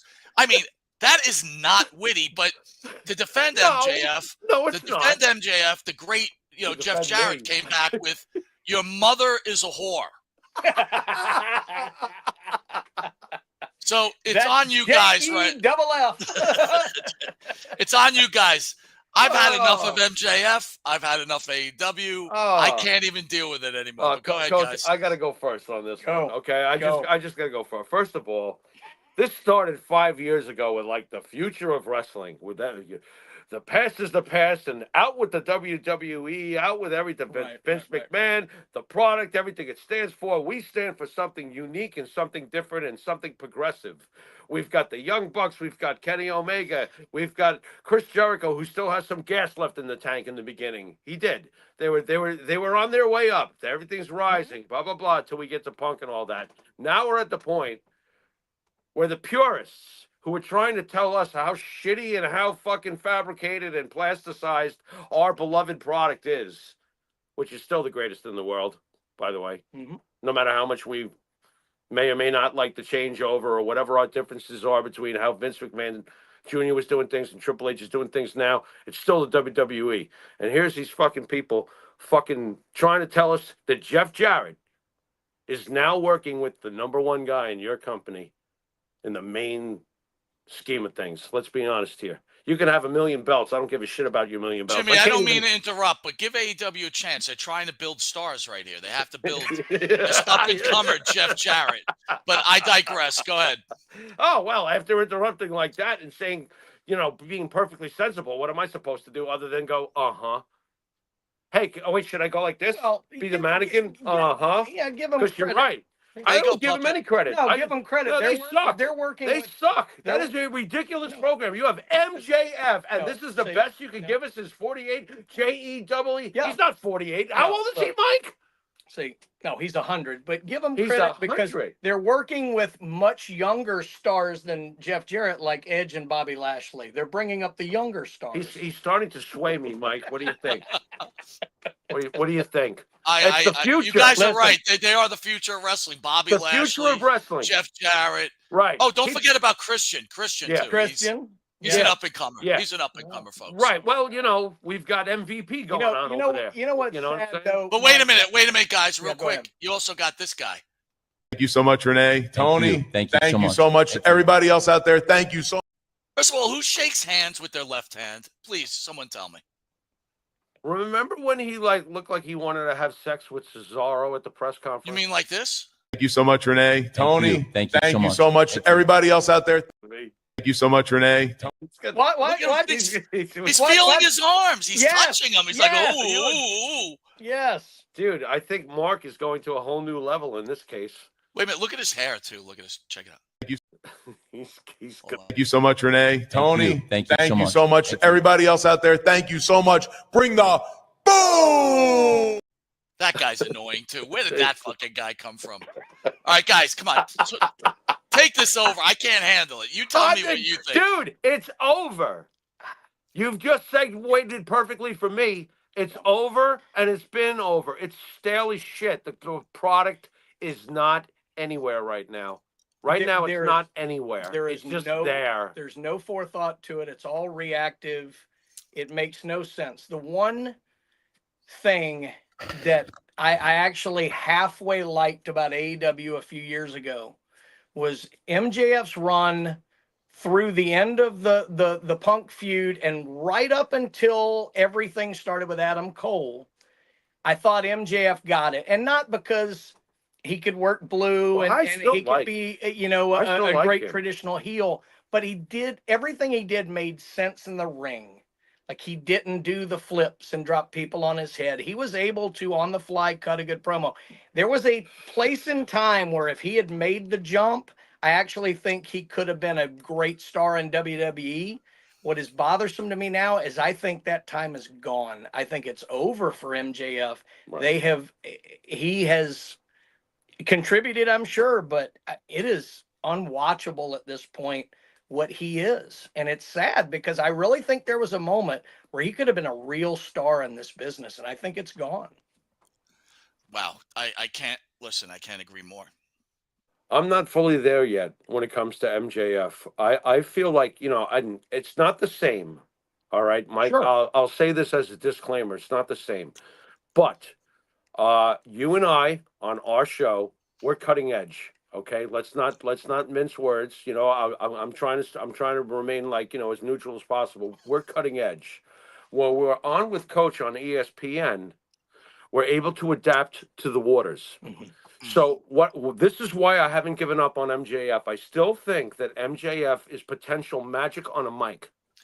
I do think that he's serviceable in the ring, and I do think that he's still in good enough shape and still young enough that he could contribute a lot more to this business than keep swimming in circles in a meaningless company that is just making splash signings with horrendous booking decisions. But, you know, There's Jimmy, a better but place for I him. think you can say things without just flat out saying them. You know what I mean? Well, that's what would happen if he was brought to the WWE. There would be a toned down version of Maxwell Jacob Friedman, but I believe that if given We've to got us the that right already, way, Jimmy. We got the Miz. Why would we need him? well, we don't need. No, he's better than the Miz as far as he's an asshole factor. Trust me. Okay, I'm talking about wrestling fan gut instinct. Trust me on that one. I'm not asking you to believe me. Just trust me on I that got one. you. I understand. Okay, he's got way more it factor than the Miz. And if he was presented on the ultimate grand stage, the Yankees, which is WWE, if they were able to work with the way he talks, he has the mic skills. He's just got to tone it down. But he can still be just as effing rude. We've seen great rude exchanges between Punk and Rollins. They're rude as fuck. Okay, it can be done. Right. There's ways to polish the product. I think he's still young enough. I think there's enough gas left in his tank. And I think if he was pushed and promoted correctly and he was willing to do it and understand that this is his chance and run with it, there's a chance still left for MJF. That's how I feel about him. Right now, he's in Never Never Land. All right, guys, moving on. Need you to weigh in. 2 weeks into Netflix. I want your guys' thoughts. Success so far? Not a success? Give me your goods and bads about the WWE moving to Netflix. The numbers obviously are going to point at success. And, you know, the more I thought about it, I originally thought, oh, the move to Netflix, that's cool. But I got to talking to people and I didn't realize really how many people don't have cable. And it does expose the WWE to an entirely new audience that really has not watched them. So I do think that has been good. The first episode was what you'd expect a first episode to be. It was very theatrical, trotting people out, this, that, or the other. I didn't think it was the greatest show in the world, but it was what was necessary for a first show. I actually liked this second show this past Monday. I thought some of the wrestling was excellent. Look, people got way too into the Penta thing. It was fine, but they're making it out like this is the greatest debut in history, which it wasn't. No. By the way, I love Penta. We need to get into this. Chad Gable deserves a hell of a lot of respect for what he's able to do for people. Yeah, but I thought this show and the fact that they're able to button this up at 2.5 hours if they need to, or 3 hours if it calls for it, or 3:10 if it calls, or 2:10, I think that's going to play into their favor. The show's going to flow better. It's not going to seem like they're filling. It's not going to seem like they're rushing. I love the matches. I thought it was much better this time around. I think we're in for, you know, some really good television going forward on Netflix. Quick comments on what you just said, Coach. Yeah. Chad Gable, unbelievable, man. They've got to eventually give this guy a title. With all the work he's done, you got to give him some rewards. 2, just like Hogan the week before in California, right? They were in California, right? With Penta. They're not stupid. Yeah. They made sure that they put him in a place where there was going to be nothing but love. The WWE has become very smart, which also makes me believe that they kind of set up Hogan week 1. You know, kind of that's also running my head. But Jimmy, it's yours. What are you thinking, buddy? Well, we've talked about it. I find it hard to believe. I don't want to believe it. If it's true, it's true. If it's false, it's false. That Triple H had it in to get Hogan. I don't want to believe that, you know, as far as that goes. We discussed it about the Netflix debut, and I've seen the second show, obviously. I saw Penta's debut, which I thought was okay. It was fine. I didn't think it was great, and I'm a huge Penta fan. I told Mike he's my favorite masked wrestler ever, because he is. Okay. For me, he is, you know. But Netflix was the first time that, and Mike and I discussed it privately, but I said to him, and he said to me, it's not about us anymore. You know, for years and years and years, we were part of the demographic, but we've finally realized that we've slowly been phased out, and I wasn't thrilled with the debut. Mike wasn't thrilled with the debut, to be fair, right, Mike? And it's not what it was. It's just an adaptation. I think it's going to be huge. The fans have too much say. Hopefully that simmers down. I'd rather see more respect for people like Hulk Hogan. I'd like an attitude shift. Can I use the word attitude, Mike? Absolutely. I'd like an attitude shift. Look, it's wrestling. At the end, look, I can't stand Barry Bonds, but if I was at an old timers day where Barry Bonds came out, I'm not going to boo him. Yeah. What is wrong with people? Why is it so necessary to feel so self-empowered? That's it. Watch me hate you. You just said it. Watch me hate you. Yes. Listen, It's let's be honest. Everybody wants that Dave LaGreca moment where you change something. Like LaGreca's been holding on to that for a year, right? Yeah. I changed. People want that moment. They're hoping that they have that one chance. Wait a minute. What did he change? His underwear? I'm not aware that he changed anything. What are you talking about? Well, the story goes, right, it was supposed to be Rock Roman, and he got the busted open nation, and they made whatever. Who cares? I don't want to give that fucking guy anymore. It wasn't the thousands and thousands of fans who were loudly fucking suggesting to fucking Vince for fucking weeks. No, it was just LaGreca. For fucking weeks. It was a pink robe, and Dave LaGreca did it. I will. Let me add. Let me add. My God. Negative. Way too many ads. Way too many ads. What's with the ads all over the mat? What is this, European football? That I don't even care. What do you mean you don't care about? There's a Snickers logo. I want to give you guys my biggest problem. Yeah, go ahead. When I watch TV, right?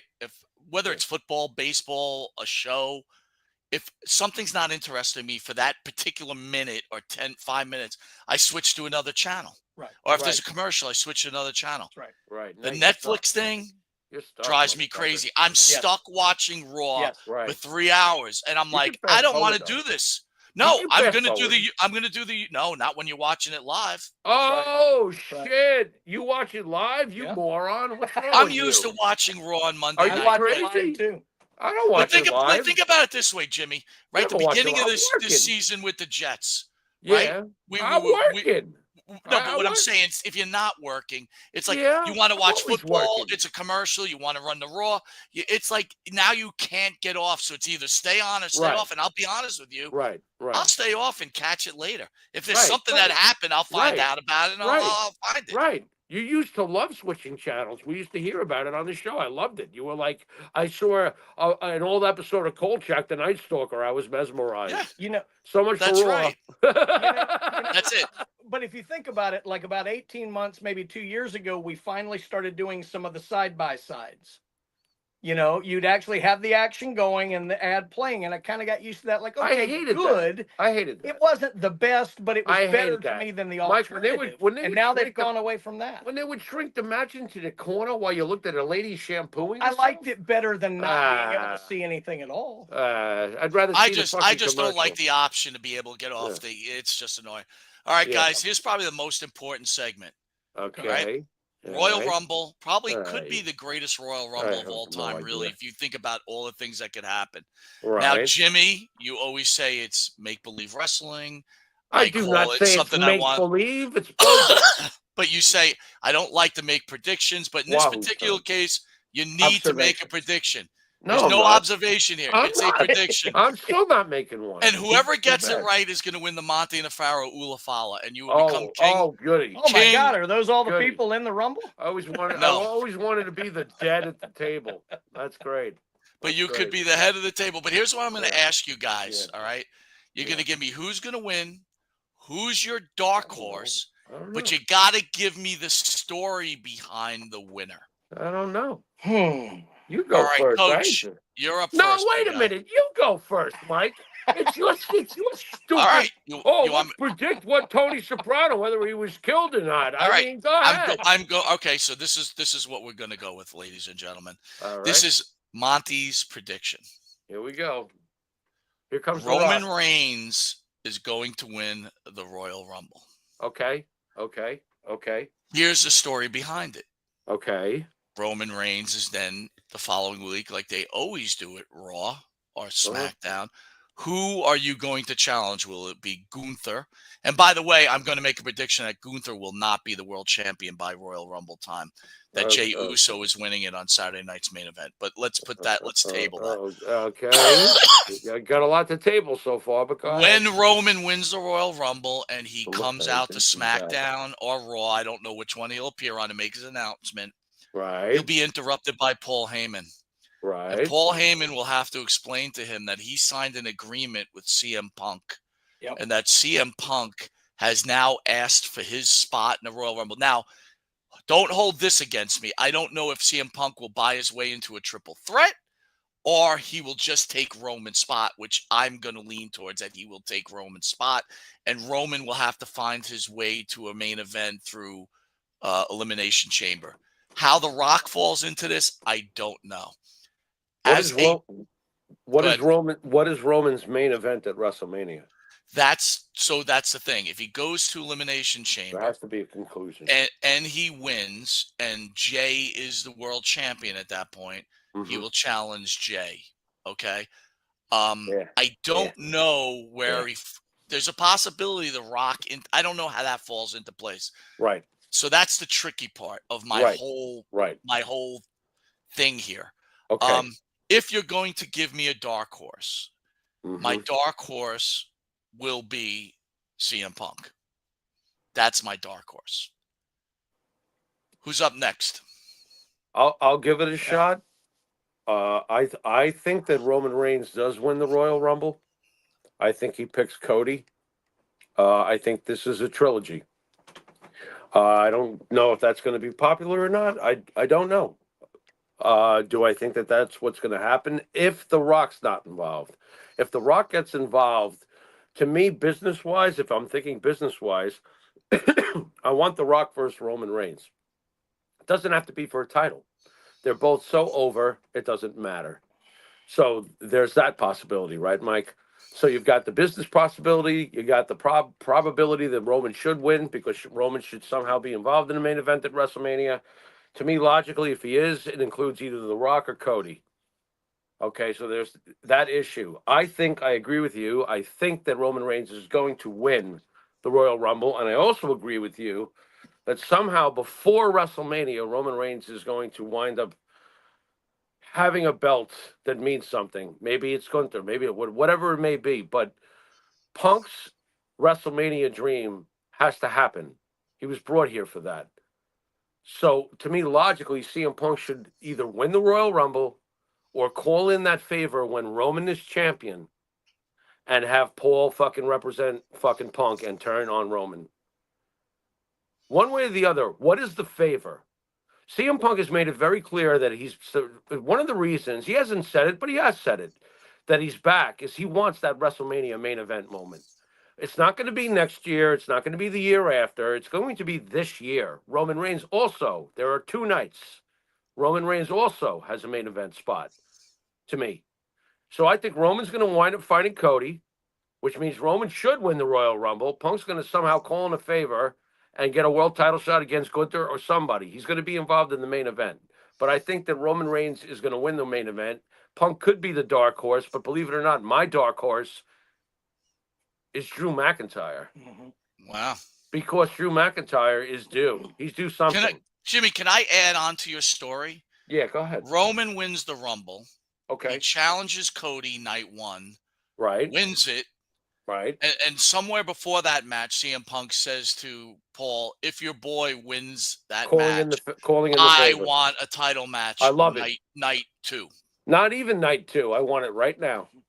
I want it right now. It's gotta be night 2, dude. You can't double up, right? No, well, what would night 2 be? Night 2 wouldn't have main event worthy anyway.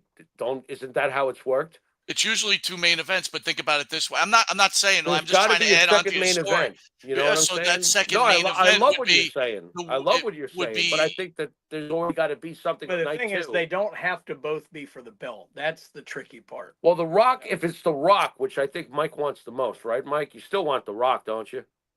Yeah. I definitely want. I think The Rock Roman Reigns speaks for itself. That would be phenomenal. You know, like The Rock turning on him, that it really belongs to me. You know, he could swerve in a second. The Rock is great. If we get The Rock, please don't give me Dwayne Johnson again. But right now you're going Roman, Drew McIntyre. If I'm pressed to a wall, it makes sense that Roman would win it. But what is Punk's favor? And Punk has to get to the main event of WrestleMania. Right. It's going to happen. All right, Coach, you're up. Let me start with two things. Number one, I hate the fact that the Rumble winner is guaranteed the title shot at WrestleMania. Why? Well, here's why. Okay. Because I think it limits the storytelling ability and it limits the amount of people who could win. Well, it pigeonholes who the guy's going to be for the next several months. Right. We talked about it. Everybody else is served up as fodder for the champion in the meantime. Well, wait. To be fair, before you go on, Coach, you got to remember this. Elimination Chamber always plays a part in it. So that's right. Even if someone wins it, like it allows someone that you may not think to win it. They're just throwing that out. I just think it's made it, it's shrunk. What was the last time that were really able to win the? What was the last time that happened though? Elimination Chamber. True. I mean, Roman helped. Well, they get I guess with Lesnar. Okay. Yeah. All right. But that's Lesnar. We don't have any Lesnars. Yeah, true. and let me throw the second part. The part I cannot figure out is what role the favor is going to play. That's the part that is just the big question. Now, let me say this. I think the debut episode on Netflix, the way that The Rock was presented there, tells me he's not going to be a part of this WrestleMania. Yeah. Because of commitments. I think they're going to push that into the summer when he's available. Right. I could be wrong, but that's what I think. Right. Now, Roman Reigns is the most likely candidate here. Let me just be slightly different and say I think what will end up happening, my pick would be CM Punk. Okay. They have to get him. He's got to get to WrestleMania. His main event. What's the favor? And well, that's wait a minute. the part Let I me can't ask that figure question. out. Okay. Who's Punk choosing? Gunther? Well, don't forget. Cody? That's a great question. Here, it could be either. Here's the thing to remember. They love their video packages in the WWE, right? They love their standoffs. They love their face-to-faces. We have a great one from about this time last year. Maybe it was right after the Rumble. Or maybe it was right before the Rumble. There was a great one with Cody and Punk. Oh, God. Remember? I'm more CM Punk than you are. Right. I'm more Cody Rhodes than you are. Right. It's there. Now, I can't figure out the dynamics of how that plays out yet, but I'll just say, because I think they need to make sure Punk gets his main event, I'll say Punk for the Rumble. My dark horse is Cena, and I don't like it, but I could envision a scenario, and I actually hope this happens somehow, where somehow Cody Rhodes is made to turn heel. Because I think if they do it right, he actually could be a fantastic heel. And I think it has to be against Cena for that to happen. Yeah, but I haven't spelled this one out, but they could. I think the Cena thing's too early. I think we've talked about it before that it needs to be later in the year when he makes his run at the championship. He needs to be knocked down, all these chances. I'm thinking Money in the Bank type of thing. He wins Money in the Bank. Yeah, like he gets close at the Rumble and somebody screws him. He gets close to the Elimination Chamber, somebody screwed. Like, it needs to be that. So my dark horse would be somehow they pull the trigger on Cena early and use it as a vehicle to turn Cody heel. Maybe just because I'd like to see what that looks like, but that'll be my dark horse. So I'll ask you. So Jimmy explained to himself pretty well how he thinks it possibly could come out. So my question to you is, if Punk wins and you don't know who he's challenging, but we'll say Cody, where does Roman fall into this then? If you don't think The Rock is in WrestleMania this year, a lot of that's going to depend on Elimination Chamber, like you said earlier. They could tell a second. Do you guys think Jey Uso is dethroning Gunther on Saturday night's main event? He shouldn't. I agree he shouldn't, but as soon as you said it, I went, that makes a hell of a lot of sense in the way they want to do things. So I could see it. I could see it. I could see it too. Boo. Remember, if he wins Saturday night's main event, it leaves the Royal Rumble really even more open, right? Because then I'll tell you what, though, Mike. On a business level, you got your two main events, one for each evening. You've got Cody Rhodes, CM Punk, and you've got The Rock and Roman Reigns on Sunday, or vice versa. That would There's your temp. There's your blueprint. Work everything underneath. Well, listen, I definitely heard what Coach said about The Rock, and I'm starting to lean towards what Coach is doing because we're running out of time. Everybody thinks there's a lot of time. There's no time here. But the one thing that makes me think maybe The Rock is hanging around because he keeps now calling himself the High Chief. Right. Right? Not the head of the table, but the High Chief. The storyline is not over. Yeah. I don't believe that the storyline is over. I do think that we are going to see The Rock, and to me, on a business level, it makes sense for CM Punk to win the Royal Rumble, challenge Cody. The promos will be killer. The match will be killer. And that's night 1 or 2, whichever way you want to do it. And night 1 or 2 is Rock and Roman. You're set. You've got your blueprint. Work your way down. There's plenty of talent. Figure it out. You know, Rollins hates everybody. McIntyre hates everybody. Figure out what the best matchup is. But we're talking. Sheamus wants to win the Intercontinental title. Maybe he finishes his quest at WrestleMania. Work towards. But we're talking timing here. Let's think about this. Right. There's a favor that has to be called in. You can't extend the favor now if he wins the Rumble. Right now, that favor means nothing. Right? That's why Roman should, like I said, I agree with you, should win the Royal Rumble because of the favor. What's the favor? Yeah, here's the other reason I think Punk could be it.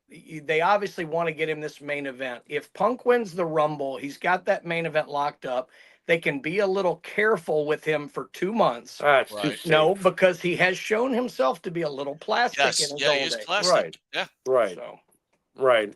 It's too safe for me. I'd rather see Roman win, and then what's the favor? Yeah. Build up the favor. The favor could be, that's the wild card that I just can't I would love it if Roman winds up winning the trilogy. I mean, me personally, I would book it, and some people would love it, some people would hate Jimmy, it. I totally get it, but if let's think about it this way: you, me, and Coach running the WWE, and you bring that up, I would say but I don't think we could do it. I just don't think. I will say the building would explode. Here's my what I think. Here's my explosion for you.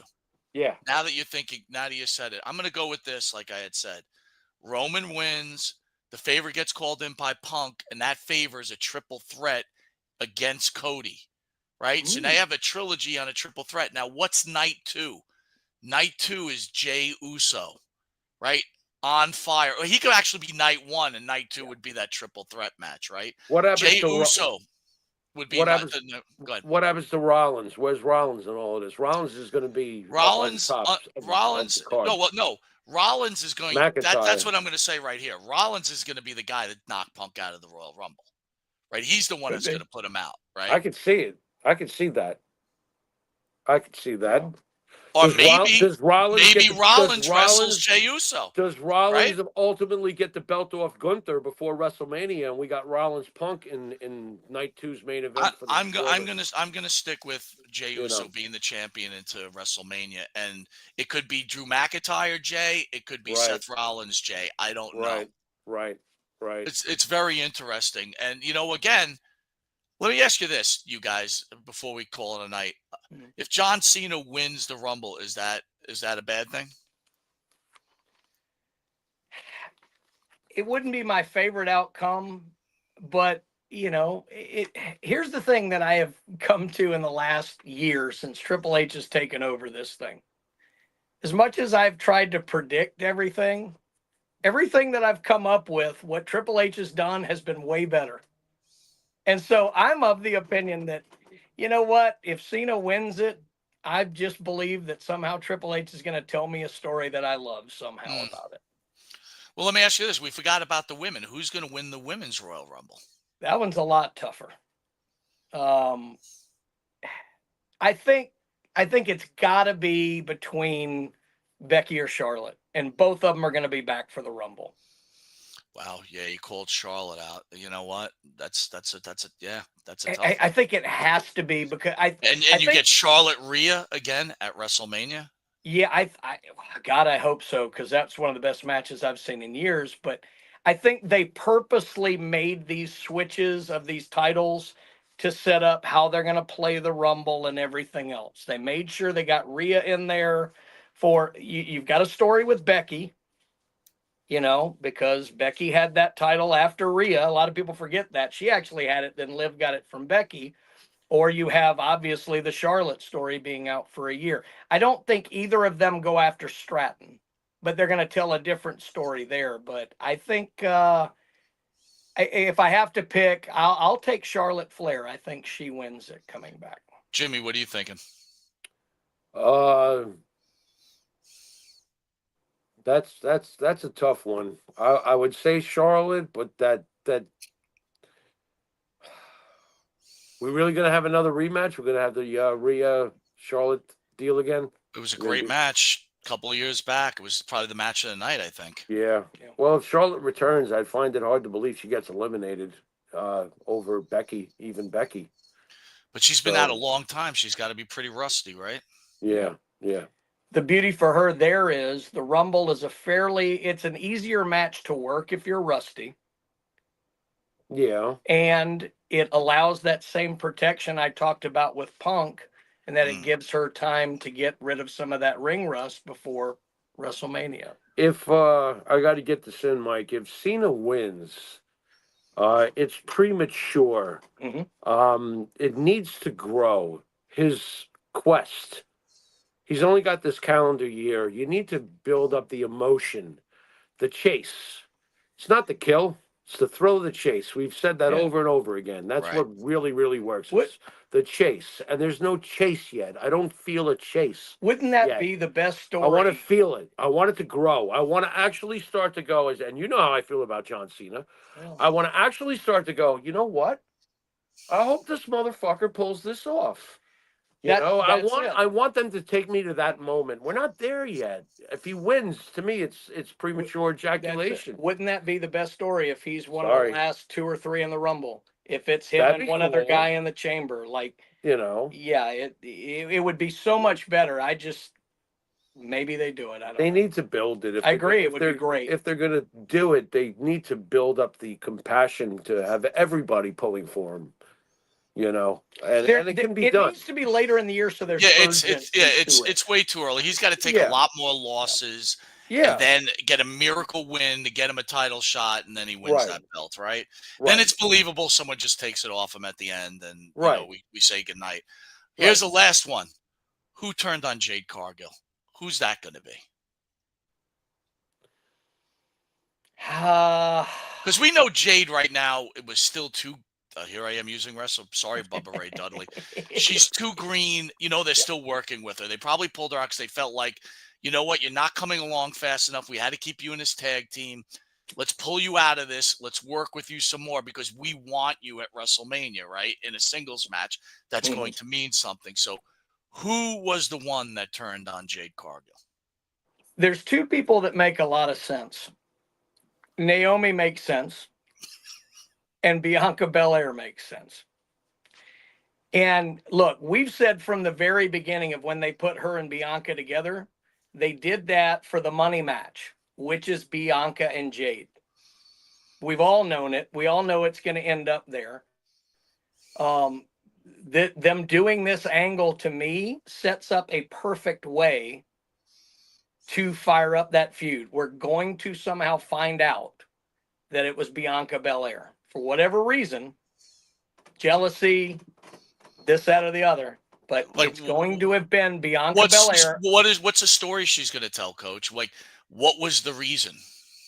I think it's just, look, here I am. I've been the star. I've won the Royal Rumble twice. I've been the champion. And then this Jade comes in and she thinks she's the big, star and everybody's fawning all over her. And then I have to sit here and be in a tag team with her. And, I'm the star. It might be Bianca's heel turn. I'm curious to see if she can be a heel. But she was a good heel in NXT. Yeah, well, that's true. I hadn't thought of that. But I think that's it. I think it's a jealousy of this person who was born on third base, if you will. And that I'm reestablishing myself and you're not on my level. I'm the star here. I'm the EST. And it sets off what could be an excellent feud with those 2. So. Jimmy, what are you thinking? Well, I hope it's not Naomi because Naomi's boring. Even if it was Naomi, I agree. It'd be exciting for like a week and be like, you know what? You know, the bottom line is, and we've said it before with Naomi, join the bloodline and be part of their thing. Otherwise, there's really no hope for you. You're okay in the ring. You're good. Blah blah blah. But you're boring. You don't really do anything for me. Belair's got every reason to do it. Mm-hmm. She was on top of the game. She was the main event. She was fucking big time. And she could easily cut a promo where, I put you on my back. I took a back seat for the company and for my own individuality to put you over. Fuck you. You know? The end. Let's go, Miss Powerful. I'm more powerful. I'm just as powerful and more athletic, bitch. Slap. Hair slap. I could see it. I think it'd be fantastic. I'd much rather see that.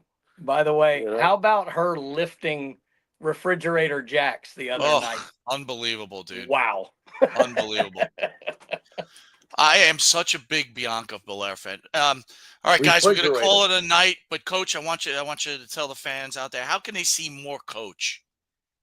Well, God, that's a scary proposition. But no, if you want to, check out our show here, we're on 104.3 ESPN Northwest Florida here in beautiful Panama City Beach. And, we're definitely going to get you guys back on. Always love having you on. We do, and the Tube Socks. We do the afternoon underdogs in the afternoon. And then I'm also on the Coach James Hale show in the morning. Not that anybody saw any of that because we were looking at Tube Socks. But no, absolutely. And we're definitely going to have you two on before the Royal Rumble. And we're going to have as much fun as we've always had. Always love having you guys on the show. And I want to thank everybody for joining us this Thursday night. Coach, you were incredible. Jimmy, you was great as usual. I want to thank everybody in the room. We love you all. Jimmy, you want to send us out? You've been watching Monte the Pharaoh with the Coach. And until next time, later. The Monte and the Pharaoh Show is brought to you by... Because wine is your second favorite four-letter word. California wine, New York attitude. Good fucking wine. Yeah.